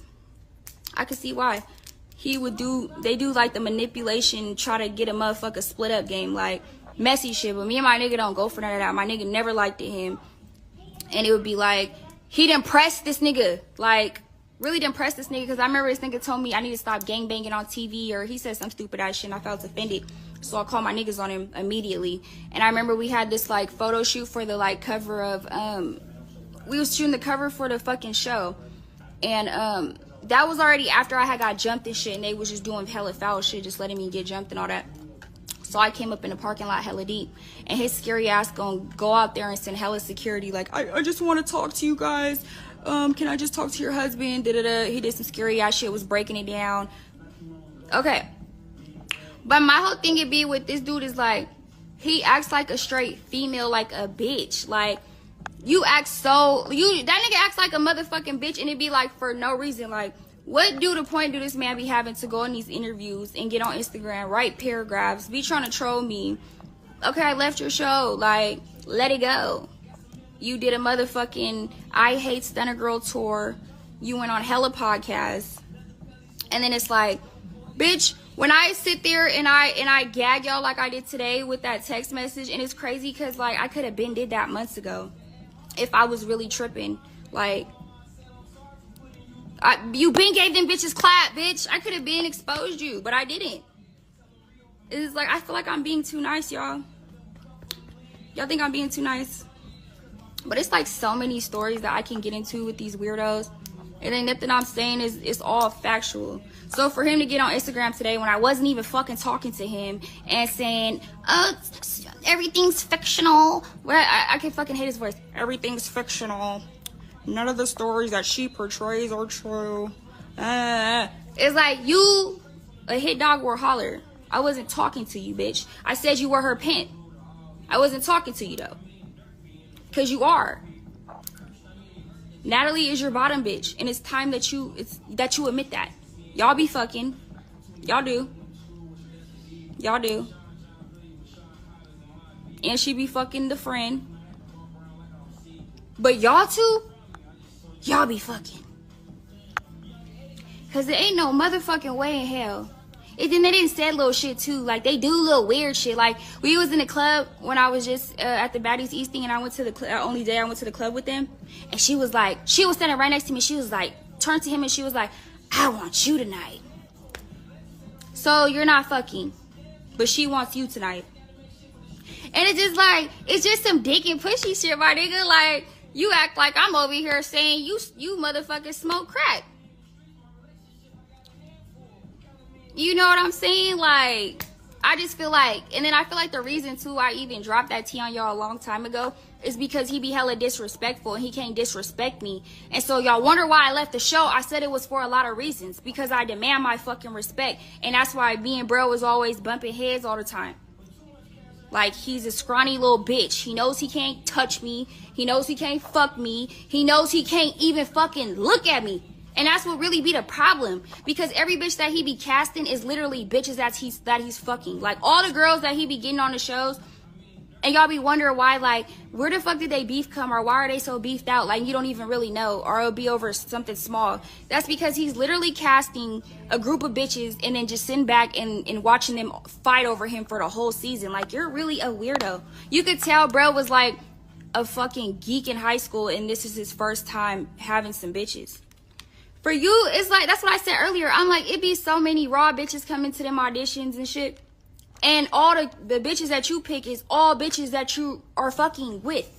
Literally, you're casting bitches just to come on the show and fight over your clap stain ass mini dick, bitch. The fuck are you talking about? And then it be real bitches like me. Is like, bruh, a real bitch like me can only be around some goofy shit like this for, you know, it takes a toll. Like, a real bitch like me can't be around like that. No. Can't. So you're mad at me because I left? And you know what's so funny? He's a messy ass bitch. Like, the day I was leaving, right, I remember I told him, like, no, I gotta go. I gotta get to wherever my show was. And when I was leaving, that nigga got in his feelings and he immediately posted, like, oh, I want Scarface for a replacement. And what's so funny is, like, I remember I told them about her. I'm the one that got her in. Like, he didn't want nothing to do with her. Said she was dirty. Said she stank at the fucking grand opening. He said all this shit about her. And I walked her up to him and I was like, you need to put her on the show. And then that's when he got on the microphone and was like, okay, I'm gonna put her on the show. Who wants her on the show? Da-da-da-da-da. So it was like, he do that type of shit. Like, he's like a messy ass bitch. He tries to get people to be against each other. It's just weird ass shit the nigga do. So that day, he immediately, like, when I said, I didn't even post yet that I was leaving. I told him I was finna go. Nigga tried to argue me down. And then that's when he started fucking with me on the internet and was subbing me and saying all this shit about me. And that's when I seen him in the lobby and I started telling him, like, bitch, I'm gonna slap the fuck out you. Woo. And then he thought it was funny. He was like, no, it's gonna work good. It's not like this. And then as soon as I leave, he was doing hella shit, just subbing me and talking about me, all because I said I'm leaving the network. Like, it's not that big of a deal, bro. If you feel like you around here making stars, bitch, make another one. Why does every bitch that you get on your platform already have followers? I already had 300K followers when I got on the platform. Why does every bitch that you get on the platform you already fucking know? Like, it don't make no sense. And I really feel bad for Scotty, because she just like walks around like his little fucking pet. I'm starting to think she's a walking Frenchie. You know what I'm saying? I'm starting to think that she's a living Frenchie. This bitch walk around sad all day crying. He be having her cooped. That nigga be handcuffing the bitch, P. I remember when we was out at my birthday and my big cousin, he was like standing next to her, like she was like standing behind him or something. That nigga came over there and I'm talking about, like, made that bitch stand in a corner and look at the wall. Like, I couldn't believe my motherfucking eyes, bro. I was like, bitch, you finna let this nigga in the club, bitch. Put you in a motherfucking corner, bitch. Like you on motherfucking timeout. I could get my big cousin out here right now. That's the one that Natalie was, that... Yo. But bruh, he's like a insecure little bitch. I'm talking about hella insecure. Like, how you gonna make the bitch stand in the corner, P? In the club. We're in a club. It's a small space. She can't stand in the section? He's about to have a fucking heart attack. Anybody. Like when I was just on No Jumper, the interviewer was like, yeah, I was just in Vegas with them, bro. He was acting crazy. I couldn't even talk to the bitch. I couldn't look at the bitch. And then it's like, nigga, like the shit that I had put on my Twitter today, that's just the truth. Oh, that's my song. Disney. Nigga, But yeah, that shit I put on, let's get into that, the tweet. So, this was, I had already, I know, this was the day that I was leaving the show. Oh, no, this was the day I was getting my makeup done before I was leaving. And then, old girl's business got exposed and shit.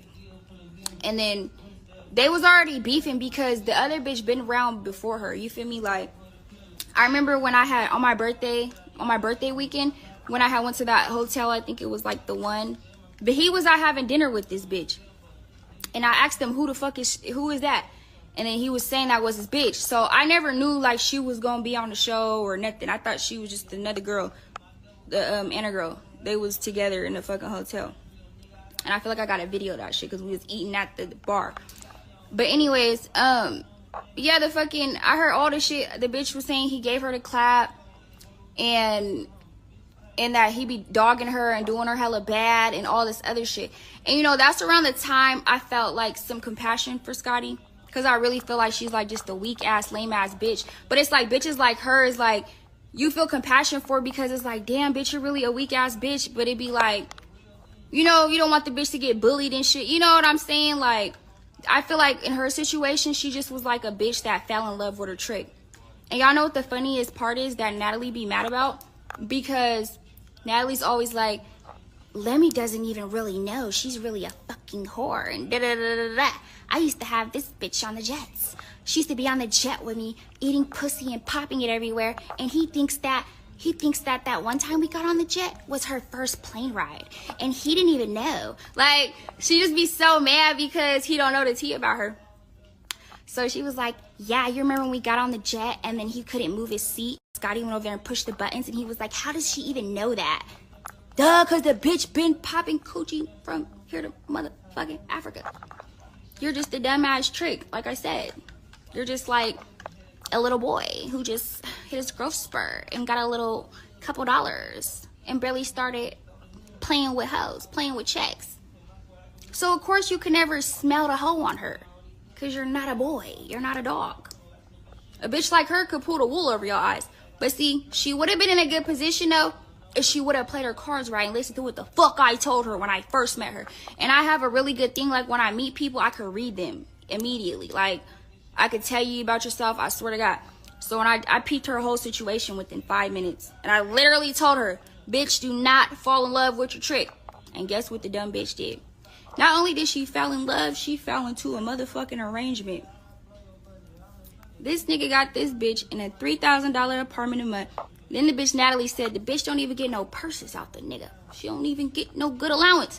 The only thing she get is her rent paid, and he got cameras in her house. So he could see everything she motherfucking do. Bitch, you playing girlfriend with the trick, bitch. You playing girlfriend with the trick, bitch. Okay. Not only are you playing girlfriend, bitch, why are you doing GFE with a John? Why? He is a John. He is a client. You need to treat him accordingly. Treat him accordingly, bitch. He's a fucking client. He's a client. Treat him as such. He's a John. He pays for your pussy. Why are you falling in love with a man and you know he got a wife? And then the wife is like, bitch. I never said that. I asked him. I'll go, oh God. I asked him right in front of their face. I was like, your wife don't be tripping about none of this? She can't trip. Her whole family lives in my house. I pay all the bills. I take care of her and her family. I took her family from the island. So it's like, I guess she up in a nigga house packed up like sardines in that bitch or something. That's the only reason why she don't be saying nothing. But then I can't really say that though, because one time, it's like, how you don't know they fucking, and I remember they said that she ran up in the car on Scotty and was like, you be fucking my nigga? Like, bitch, I know I don't even want to talk about her because she's so sweet. But it's like, I know your antennas ain't off like that. Like, this man be partying. I mean, he be with y'all all day. Like, y'all is a threesome. Like, I don't get how you didn't know that. Like, bitch, you around your man every day. I'm pretty sure you know if your man is fucking somebody. Like, letting this pickled, four-eyed Steve Urkel bitch, Bugs Ant, walking fucking dookie turd face ass nigga play. Why? Like, I just don't get it. Natalie, bitch, you're bigger than this nigga. Why are you letting him fuck you up, bitch? Bitch, if you don't use that fucking chin, bitch, use that chin, bitch, that chin fucking power, bitch. If you don't use your fucking chin, bitch, get a fucking fly swatter, bitch, and swat him, bitch. You buff back, bitch. You can knock him out, bitch. Just believe in yourself. That's all you gotta do, bitch. Believe in you. Trust in yourself, bitch. Like, I mean, Baddies have tried to have me come on there a million times. I specifically refuse to come on to Baddies because it's too ghetto, too raggedy. Lemmy done tried to offer me, little deals and whatnot in the midst of trying to fuck me at the same time. Hey, whoa. Is that an accusation? What's going on? No, that's a truth. Who's what do you trying mean? to fuck you, the owner? Yeah. Oh, wow. Little black skinny guy. Because I Is said it on record of him trying to fuck you?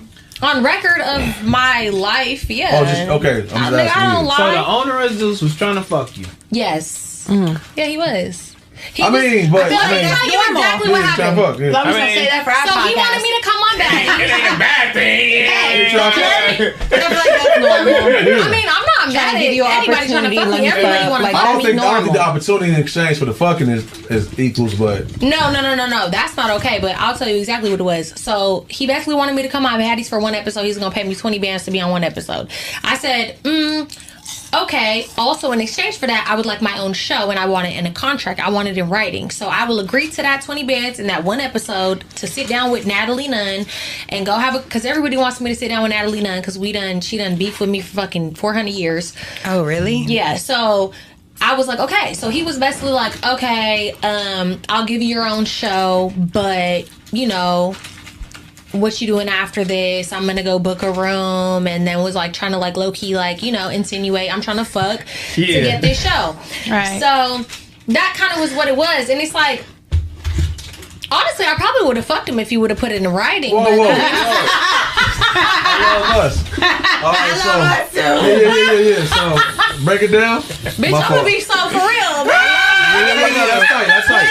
20,000 for one episode is something that is hard to turn down for. I mean, if you want to put it on paper first, you might have got a little coochie out of me, bitch. 20K for one episode? Any regular girl? He done fucked all them bitches for fucking $500 or less. Exactly. Them bitches is fiending. $200-$300. Bitches is getting fucked like. Yeah, I get 20 racks? Yeah. No, I was gonna get the 20 racks for nothing. I was saying I want my show. Right. Oh, okay. I want my own show, and I need that in writing before I even move forward with the episode that I will do. That was worth some pussy. Yeah, that's worth a little bit of pussy. Her own show. I'll put it on you.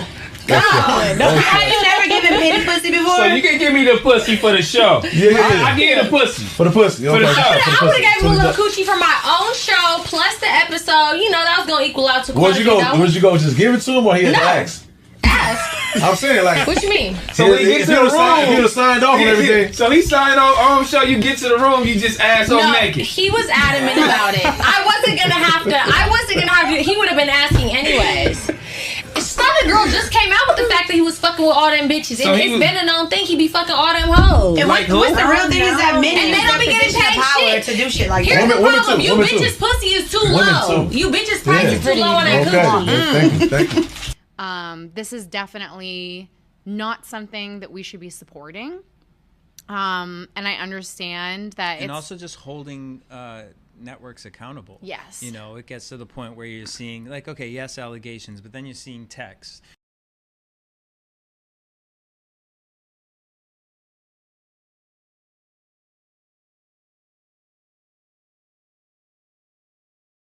You're seeing tweets, you're seeing video footage. I'm out. Y'all make sure y'all have a good season. But baby, I gotta go. I'm not okay. And what's going on is not okay. So to the baddies that I met, I enjoyed you girls. Y'all live it up. Have a nice day. And y'all be careful. Only thing I'm saying, me just being from the streets, it's just certain things. I be looking at people like, one thing about me, this is me. And this me being from where I'm from. When I see something, my first reaction is to get out the way. You only feel the way I feel if you've been shot. Everybody want to be gangsters until it's time to be gangster. I know how a bullet feels. I got it in my skull. It don't feel good.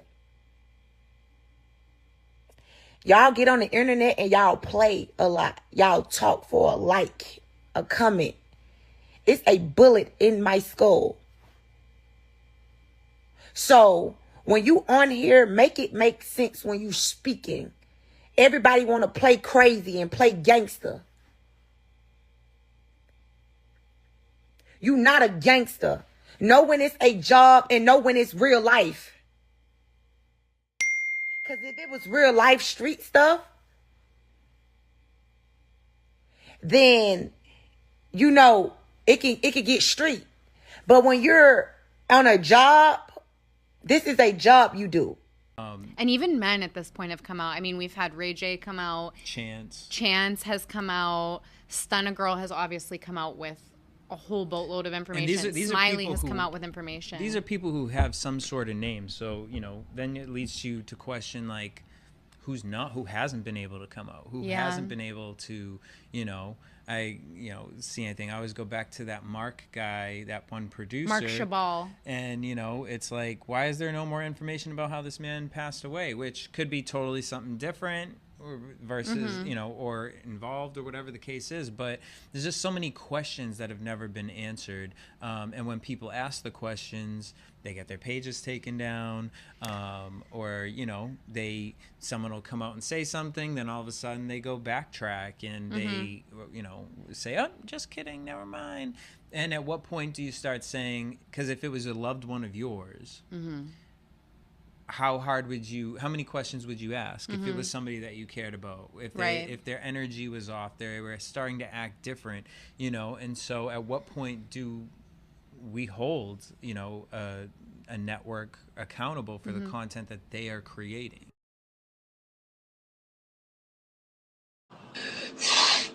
You caused me way more heartbreak. I'm not gonna speak about before this, bro. Straight up. I'm making moves, whoop-de-whoop-de-woo. Of course you gonna have haters, but the same hater been there my whole life, which is my sister.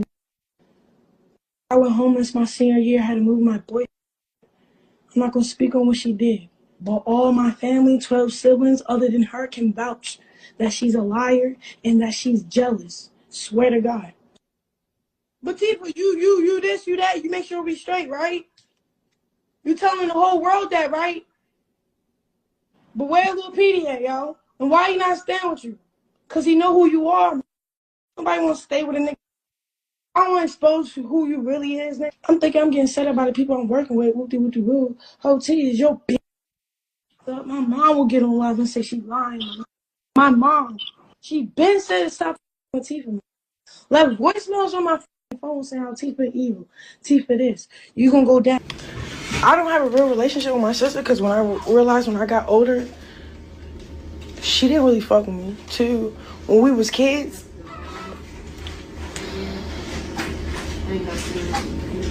she was a fast individual, bro. Ask her about when she wanted to play house. No, because she acting like motherfuckers ain't really trying to touch me. Like, we don't like each other because our childhood, bro. Don't be making shit up. Like, yeah, we forgive you and all this other shit. We don't talk about what happened. And now you're trying to, like, make it seem like something really happened, something really was going on. First of all, that's all TV. But if we'll be honest, I forgave you, Latifah, for a lot of shit and still forgive you. I went through abuse. I didn't say who exactly I went through abuse with, so don't put it on my dad, because my dad, he was rough with me, but he ain't never really abused me. I don't even want to do this for real, because at the end of the day, I know how this ends. But at the end of the day, y'all niggas give a fuck how I ended. I tried to kill myself 5 times on that Franklin Street step, and y'all niggas at me, bro. So it's time to go out there. Latifah, Tashika, she'll suck you just to clean the shower because she's too bougie to clean anything. Imagine these motherfuckers got chores to do. Their mother tell them to do chores, and they telling you to go do the chores for them, and then fuck you. They pull your little dick out, and you like, what the fuck? And they try to shove in the soft ass wee wee and all that, all inside their stuff just for entertainment, my nigga. Just because they didn't want to do a chore. Like, I remember this one time, right? My grandmother told Tifa ass to wash the bathroom. They being lazy. They know they can control me. She could have just smacked me and told me to do it. I would have did it. But they wanted to be extra and weird with it. So she'd bring me in the bathroom and whip my joint out and try to grind on that shit, and then try to suck it and all that shit, and then tell me to clean the bathroom up. And then I tell they did that, bro, and they ignore me, bro. And the next family come do it. Next family, I was wondering why they was ignoring me about that shit to certain people I told in the house. That's because they was on the molestivity shit too. I'm like, I don't know what the f going on. I'm just like, bro, this is weird. It felt weird. So I'm like, this is wrong. You my family, so I don't know what the f going on. So long story short, that my aunt tried to make me in the garage or get in the house. I guess she gave word to the uncles and aunts, which I ain't know, but now I know, because I'm older, I'm smarter, I'm more wiser, but back then I didn't know. But yeah, I get in the house. Now my other aunt, the older one, she bring me in the bathroom. And when she bring me in the bathroom, she said, "You want to me next?" I'm confused as bro. I'm 7. I'm like, what the f you talking about? Y'all, all I keep saying is Latifah. She wasn't the only one, so don't just beat her down with it. She was part of it. Then they probably was molesting her ass too. She probably just liked it. It's different. You know, some kids, I don't know how to put it, but some people be fine with that shit. Some people get molested and think it's okay and then do it. Because I'm pretty sure I got this one flashback I be having, bro. And I remember seeing, I'm pretty sure it was either Chastity or it was her, but one of them, they was making out with the other uncle and they was cool with it. Like, it was like relationship in the family type shit. It was weird shit, bro. I don't know if it was Chastity or Tifa. It was one of them, though. I remember I think they was fucking with my Uncle Mookie. They was kissing each other and all that shit. And they fucked a lot. I think so. If I'm clearly thinking back, because I remember the room and everything. I remember all that shit. Because what people try to say I did, some of that happened to me. So it's like, my family knows that. So I feel like they thought that, everybody always just call me a star on fence. I feel like they think that once I got that spotlight and then I tell what happened to me, I'm going to blow up so much. Yeah. So I feel like they was like, you know what, let's just say that her story is our story. That's what I can think of. Yeah. It's like, what are you talking about that? Where you get it from? Yeah. And then like, if I was to, tell my story, it'd be like, dang, so all y'all got the same story. No, we all don't got the same story, bitch. Motherfuckers want to take my story because they feel like that shit blowing people up right now. You feel what I'm saying? Yeah. Suck my dick. Not saying, but Tifa and you, Chastity, y'all went through some shit, like, Yeah. Like, nobody never, what I'm saying? I never personally went through something that took my love, like my childhood away. The only thing that took my childhood away was like mommy always sleep and been at friend's house, but that's it. I don't know. I told my young self, it's okay to not be okay. But I don't know. What would you tell your young self, Tifa, to be more confident?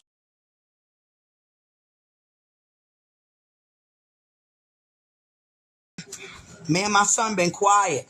We ain't brought that shit back up. When he came out with his story, it made me feel a little better. It really did, from holding it in so damn long. But that shit they did to my son eats him up.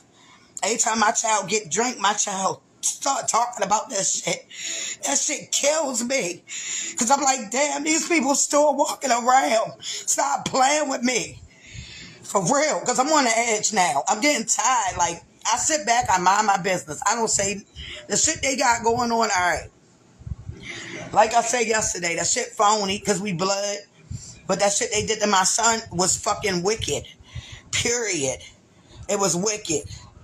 I don't give a fuck what nobody say talking about something clout. Fuck out of here. Fuck a clout. Fuck out of here. Why do you ask? Yeah, if it was the other way around, everybody would have believed it. That's the funny part. Period. But like I said, tell them pay for that lie detector test. I promise I will take off of work and all that. Tell them pay for that lie detector test. I got somebody in the federal agents that do lie detector tests. I still got a number locked in my phone. So tell them pay for the lie detector test, and we can do that. Period. Fuck out of here. All right, let me ask y'all something. Say y'all are oldest out of 12, right? You go to jail. Your kids get spread it out. You come home from jail one day to go see your son, my oldest child. This is the one we're talking about. I go see him. I will never forget this shit. He said, Mom, when you left out the house, I had just took him a bunch of tennis and shit. I just came home. I remember that shit like yesterday. And I dropped it off. I'm like, where Tristan at? They like, he not in the house. They told me he wasn't there. Whole time my son was upstairs in a motherfucking room. They making him suck their dicks and shit. Putting him in a closet and shit. Talking about, y'all call your mother name. You want to suck out dick again. Stop playing with me. I'm trying to tell y'all, because I will go to prison behind mine. And I put that on everything I love. Keep my son's name out your mouth. Period. You see the clip of Krishan and her sister about Krishan being touched as a kid. Zeus don't give a fuck. Well, she was touched, she was touched. Why are we acting shocked about that? Her nephew said she did it to him too. So I'm not shocked and I believe her, every word. Yeah, I believe every word. Unfortunately, it happens. Yeah, I have documentaries of people where their aunt and sister had them eating. So y'all asking me what I think about the news that we got today from the trailer of the two sisters, and my opinion is as follows. They were kids, probably 7, 12, maybe 7, 13, I don't know. It's unfortunate, but due to the circumstances in which some of us have come from as children, we're lucky to even be here. We're grateful to even be here. We took a couple wrong turns. I mean, we were damn near parentless. We've been through holy hell and back. So I'm just going to say, from what I see, you know, I don't really have a great relationship with Rock being my grandson's mother. And I'm praying that gets, you know, and hopefully that gets better. Do I see the change? No. And that's just me, because I'm on the inside and y'all on the outside. But that doesn't mean that it won't come about tomorrow. I've watched Tasiki, and, you know, I judge fruit by the spirit or spirit by the fruit. She with that same man. She got a house, some cars, some dogs, some beautiful mannered kids that she been taking care of by herself, coming from nothing, making nothing out of something. I'm going to give her the benefit of the doubt, because I see, you know, an overcomer. I see somebody that's been totally fucking trying. When I see a mother, whether she's a single mother or with the same guy or whatever the case may be, and she suffered and she's still with them kids and they ain't been in foster care and you doing the best you can, baby, I'm going to respect it. So, and although it's none of my business and it's just some people that have come through my life, you people are asking me what I feel, what I think. You asking me for my opinion for some certain reason. So I'm going to give it as I normally do, whether I know them or I don't know them. I'm going to say that they need to figure out, maybe not right now because it's hot off the press, but sisters are forever. Sisters can do no wrong. Siblings are forever. That y'all got to make long-term decisions together. Y'all might have to take care of y'all parents together. Y'all forever. Y'all locked in. What happened was very, very, very unfortunate. I mean, having somebody jump on me, you know, but that's the trauma we come from. An ass whooping is nothing in our community, in our character. Like, that's just nothing. So I think they could get over the ass whooping. I think they could get over the accusation that was just made. I think that sisters can get over anything. Okay? So with all that being said, don't y'all go doing that he said, she said, pulling them apart even further because y'all want some more drama. Them is real blood sisters, came out the same mama's cootie cat, okay? They came out the same cootie cat.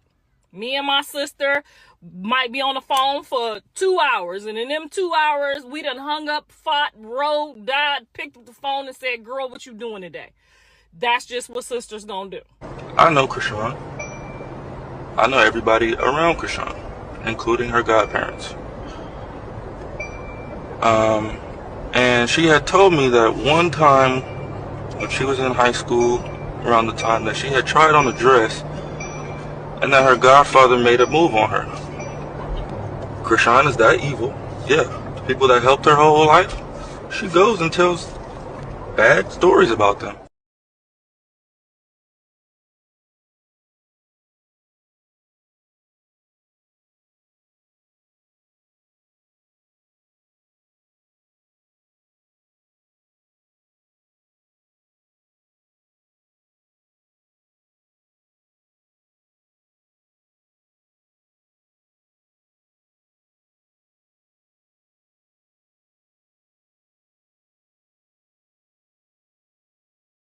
And so I think that just looking at things through a more critical lens and not just taking things at face value or entertainment value.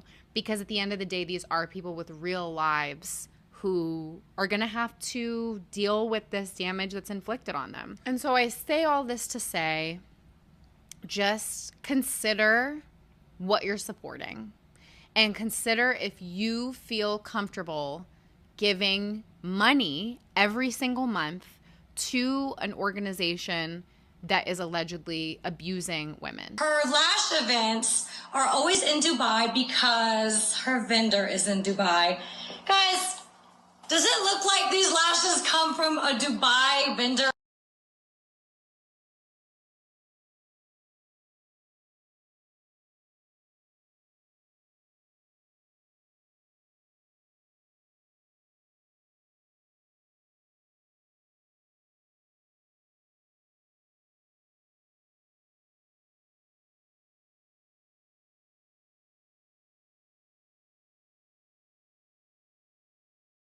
Your lash line, put some receipts. Show us the numbers. That shit is going nowhere, baby. Ordering lashes from Chinatown and reselling them for $5.99 doesn't make you a boss bitch. No, sorry to break it to you, but her lash events, I'm glad Christina called her out, are actually fake lash events and photo shoots.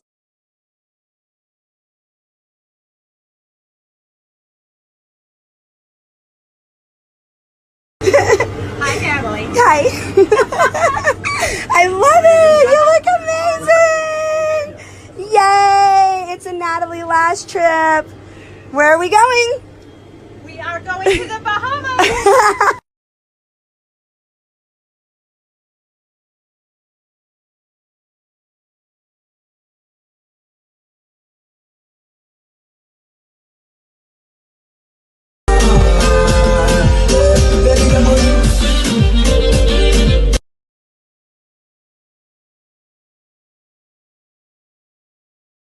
She is actually with the Nigerians, the same ones that would come and throw money on me at the club for looking pretty and dancing. She's traveling all around the world on these fake lash photo shoots as an escort.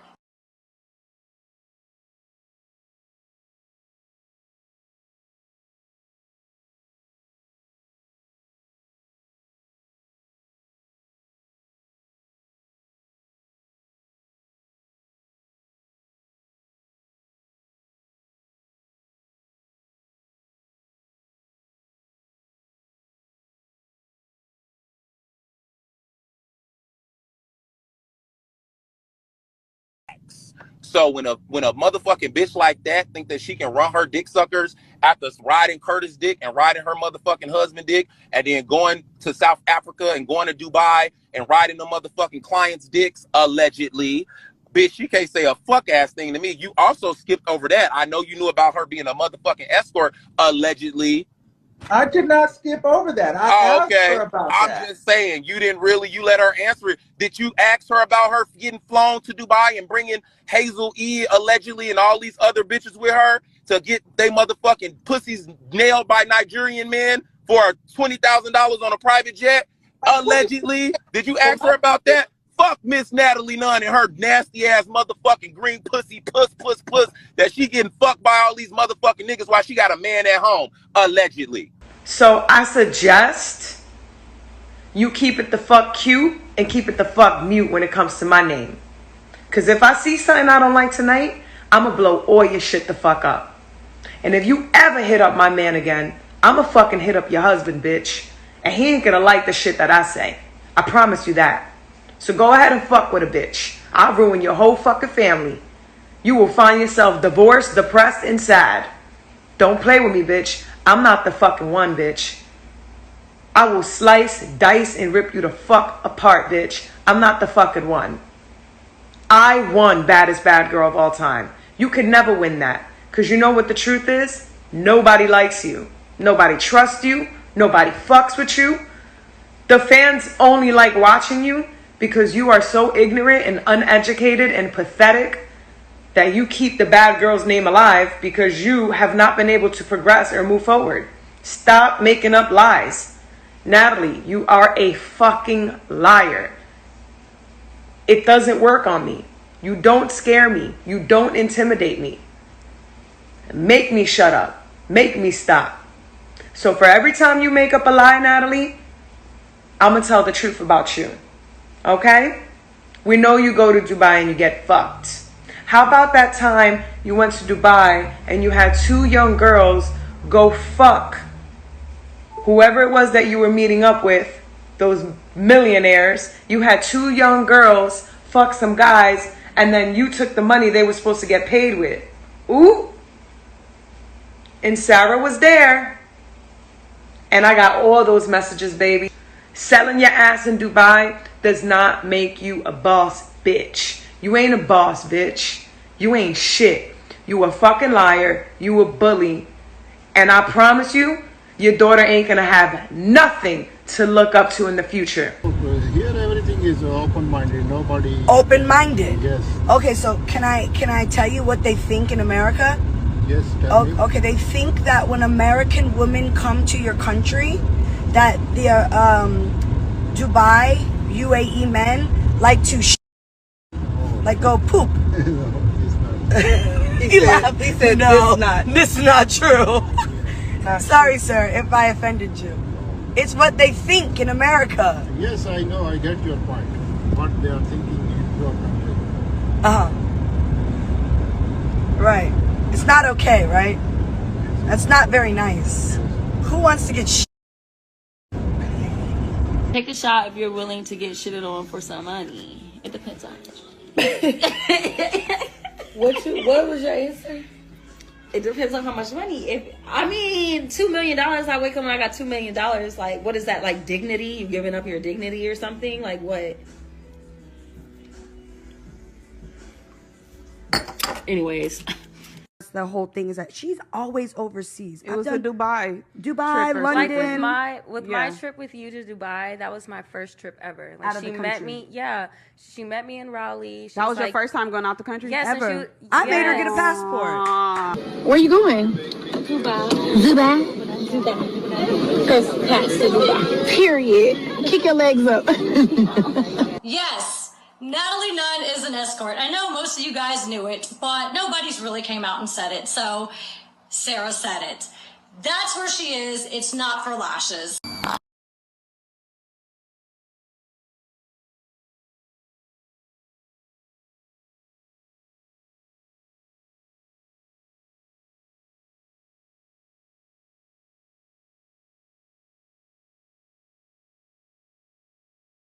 Pull up all on me, right? Yeah, Say less. record. Go ahead, record. Say less.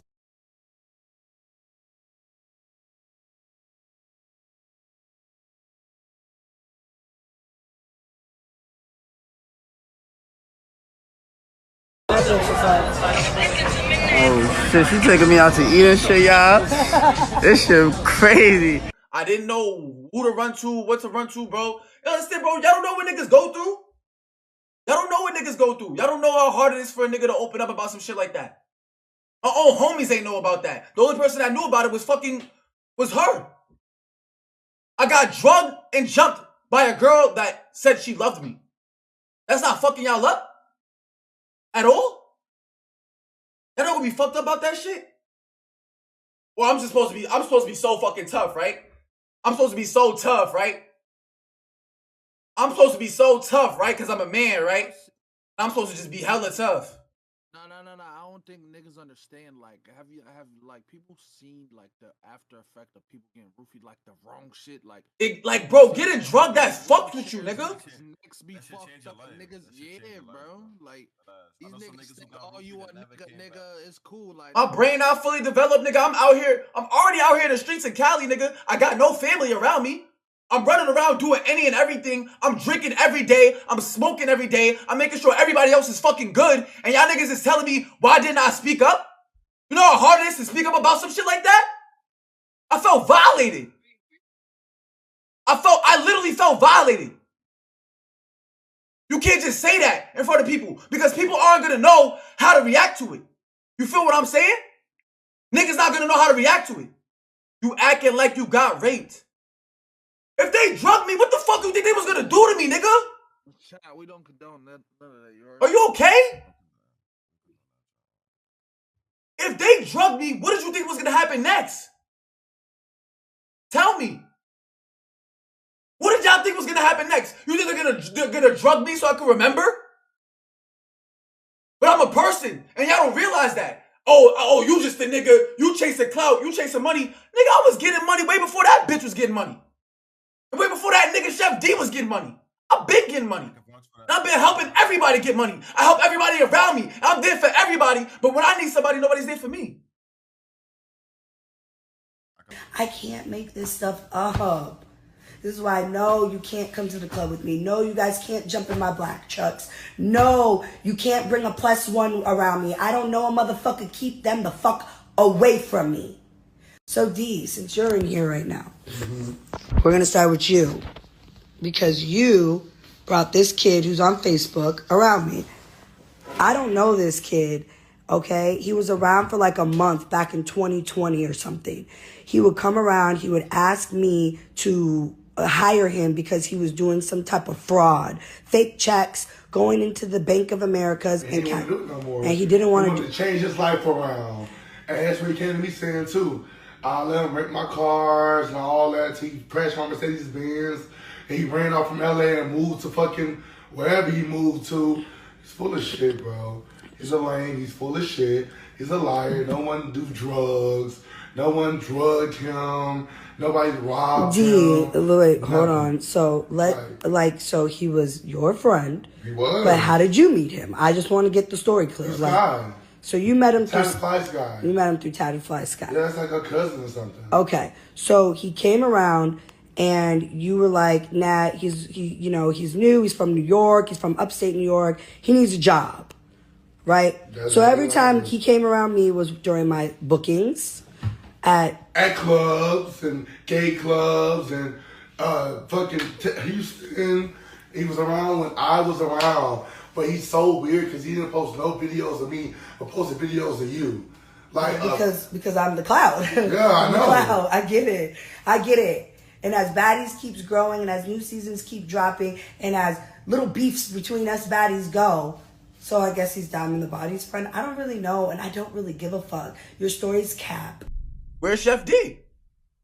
Where is he? She said I was only around because of Chef D, correct? So where's Chef D? I don't see him. Y'all see him? Y'all see him? Does anybody see him? Does anybody see Chef D? The nigga y'all on the internet saying that I did. Come on, bro. I play with y'all niggas like that? Where's Chef D? Y'all see Chef D? Where he at? Yo, Chef D. Chef D. Yo, Chef D.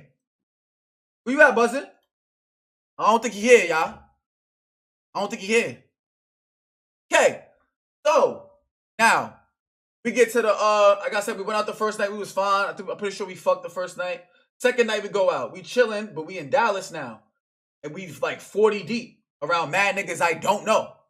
So, like I told y'all, you feel me? The bitch used to just bring me around. Just like try to put me in, throw me on the side. And I didn't care because like, nigga, I never cared about, you feel me? I'm chilling. Like, I play my role. I'm a great side nigga. Feel me, chat? I'm an incredible side nigga. Me and all my niggas is incredible side niggas. So if y'all looking for a side nigga, hit us up. Because we some good side niggas. Amen. That's just what it is. Amen to that. Real shit. We are all great side niggas. Everybody over here knows how to play their role. And I promise you, if this bitch would have never set me up, I would not be here right now talking to y'all about none of this. You heard? Feel me? We are incredible side niggas. Impeccable, if you will. You know? Incredible side niggas. So. Oh, yeah. We'll be signing that paperwork coming over here. Natalie is literally the culprit behind a lot of things. And what do you mean the culprit? Like, explain in detail. Like, I mean, she's known for cheating on her husband. I just try to say hello to her husband because I never met him and he's never outside because Natalie's always fucking everybody, every state we go to. That hoe got too many bodies to compete with me. Like, it really, the pussy is dead. Yes, they knocked that hoe dead. They said when she was in high school, she fucked the whole football team. She embarrassed her brother. Where's her husband, Jacob, during all this? Babysitting. Nanny. My heart You knew just that. fell out. Her man is fine, though. This is what I don't understand. He is. I wonder if he got some dick on him. He give me that. That he does? Yeah. But then why, if you got the man with the dick and the baby and all that, why you want more dick? Bored. Probably. Like, just, you get what I'm saying? So you got in there, you Or found... a high sexual tension. Like some people have a higher sex drive than they just want to experience new things. Ain't nothing wrong with that. So when you guys were in the hotel with the side nigga, were they having sex? I went in their room, but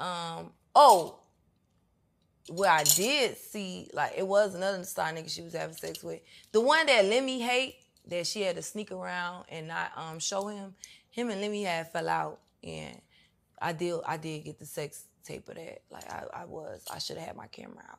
But when I'm a friend, I'm a friend. When I'm an enemy, I gotta act like an enemy. When you say I'm your enemy, I gotta act like an enemy. Wait, Lemmy will be hiding this. It was, what's that nigga name? Clarence, something like that. You know what I'm talking about? No. Start with a C, somebody. C He used to be on a show too, and everybody thought they was fucking, and then she was down player, but then they came out. The one from Bad Boys Club? Yeah. What's his name? I know who you're talking about. I don't know his name. Yeah, so him, they was in a room or whatever. Fucking shit out. I ain't gonna lie, dog. I was like, wow, bitch, you sure can't take a lot of dicks. Me, I be so, I'm like OCD. Wait, you saw it? So why would I say it if I didn't see it? This is a lot. Curtis. You, Natalie, it's the question. Bisexual. I ain't gonna lie, no. Well, no. No, not look, the face, I'm not gonna with be the face honest. showing. Look, I'm gonna be honest. I'll f her boyfriend Curtis before I f her. Wait, Not Curtis. The boy with the braids? Oop. The boy she always talking about. Oop. They just bought the Ain't Scotty her girlfriend? Beans, and I love that. Well, they all her girlfriends. That's hey. I ain't gonna lie, I'll go But to I'm Dubai with talking about Natalie. the boy. I would go to Dubai with Natalie. Because I feel like she'll put me on some No, sugar when you go daddies. to Dubai with Natalie, that's when you get the money. About a month ago, a nigga went viral. You might have seen me in a few blogs like this right here on the screen that you see. These are blogs that was talking about me. So I know y'all been waiting for me to talk about the situation with me and the last female that I dealt with. Feel me? You might have known her. Her name is Natalie. She's fucking crazy. Y'all heard her side of the story. She went live and talked about me for like an hour. Let's just all be real. Everybody already knew Curtis was around. Hasn't been around for a while, okay? Hasn't been around. As a matter of fact, I really don't want to say too many bad things about Curtis because that's just not in my spirit. You were a thing for a little while I was on a break with my husband. This is what clout chasing on 100 looks like. Nobody cares. Your rap game ain't gonna do shit. You ain't shit.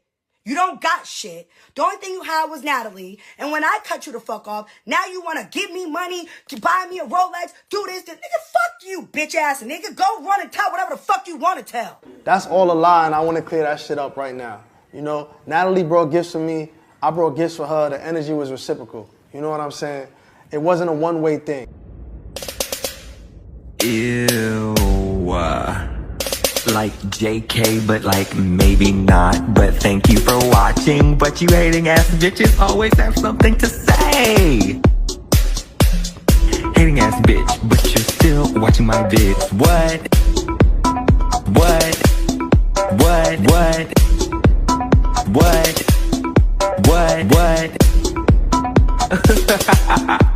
You're so upset. But that's like okay, because have a piece of bread, have a Xanax, relax, because I said what I said.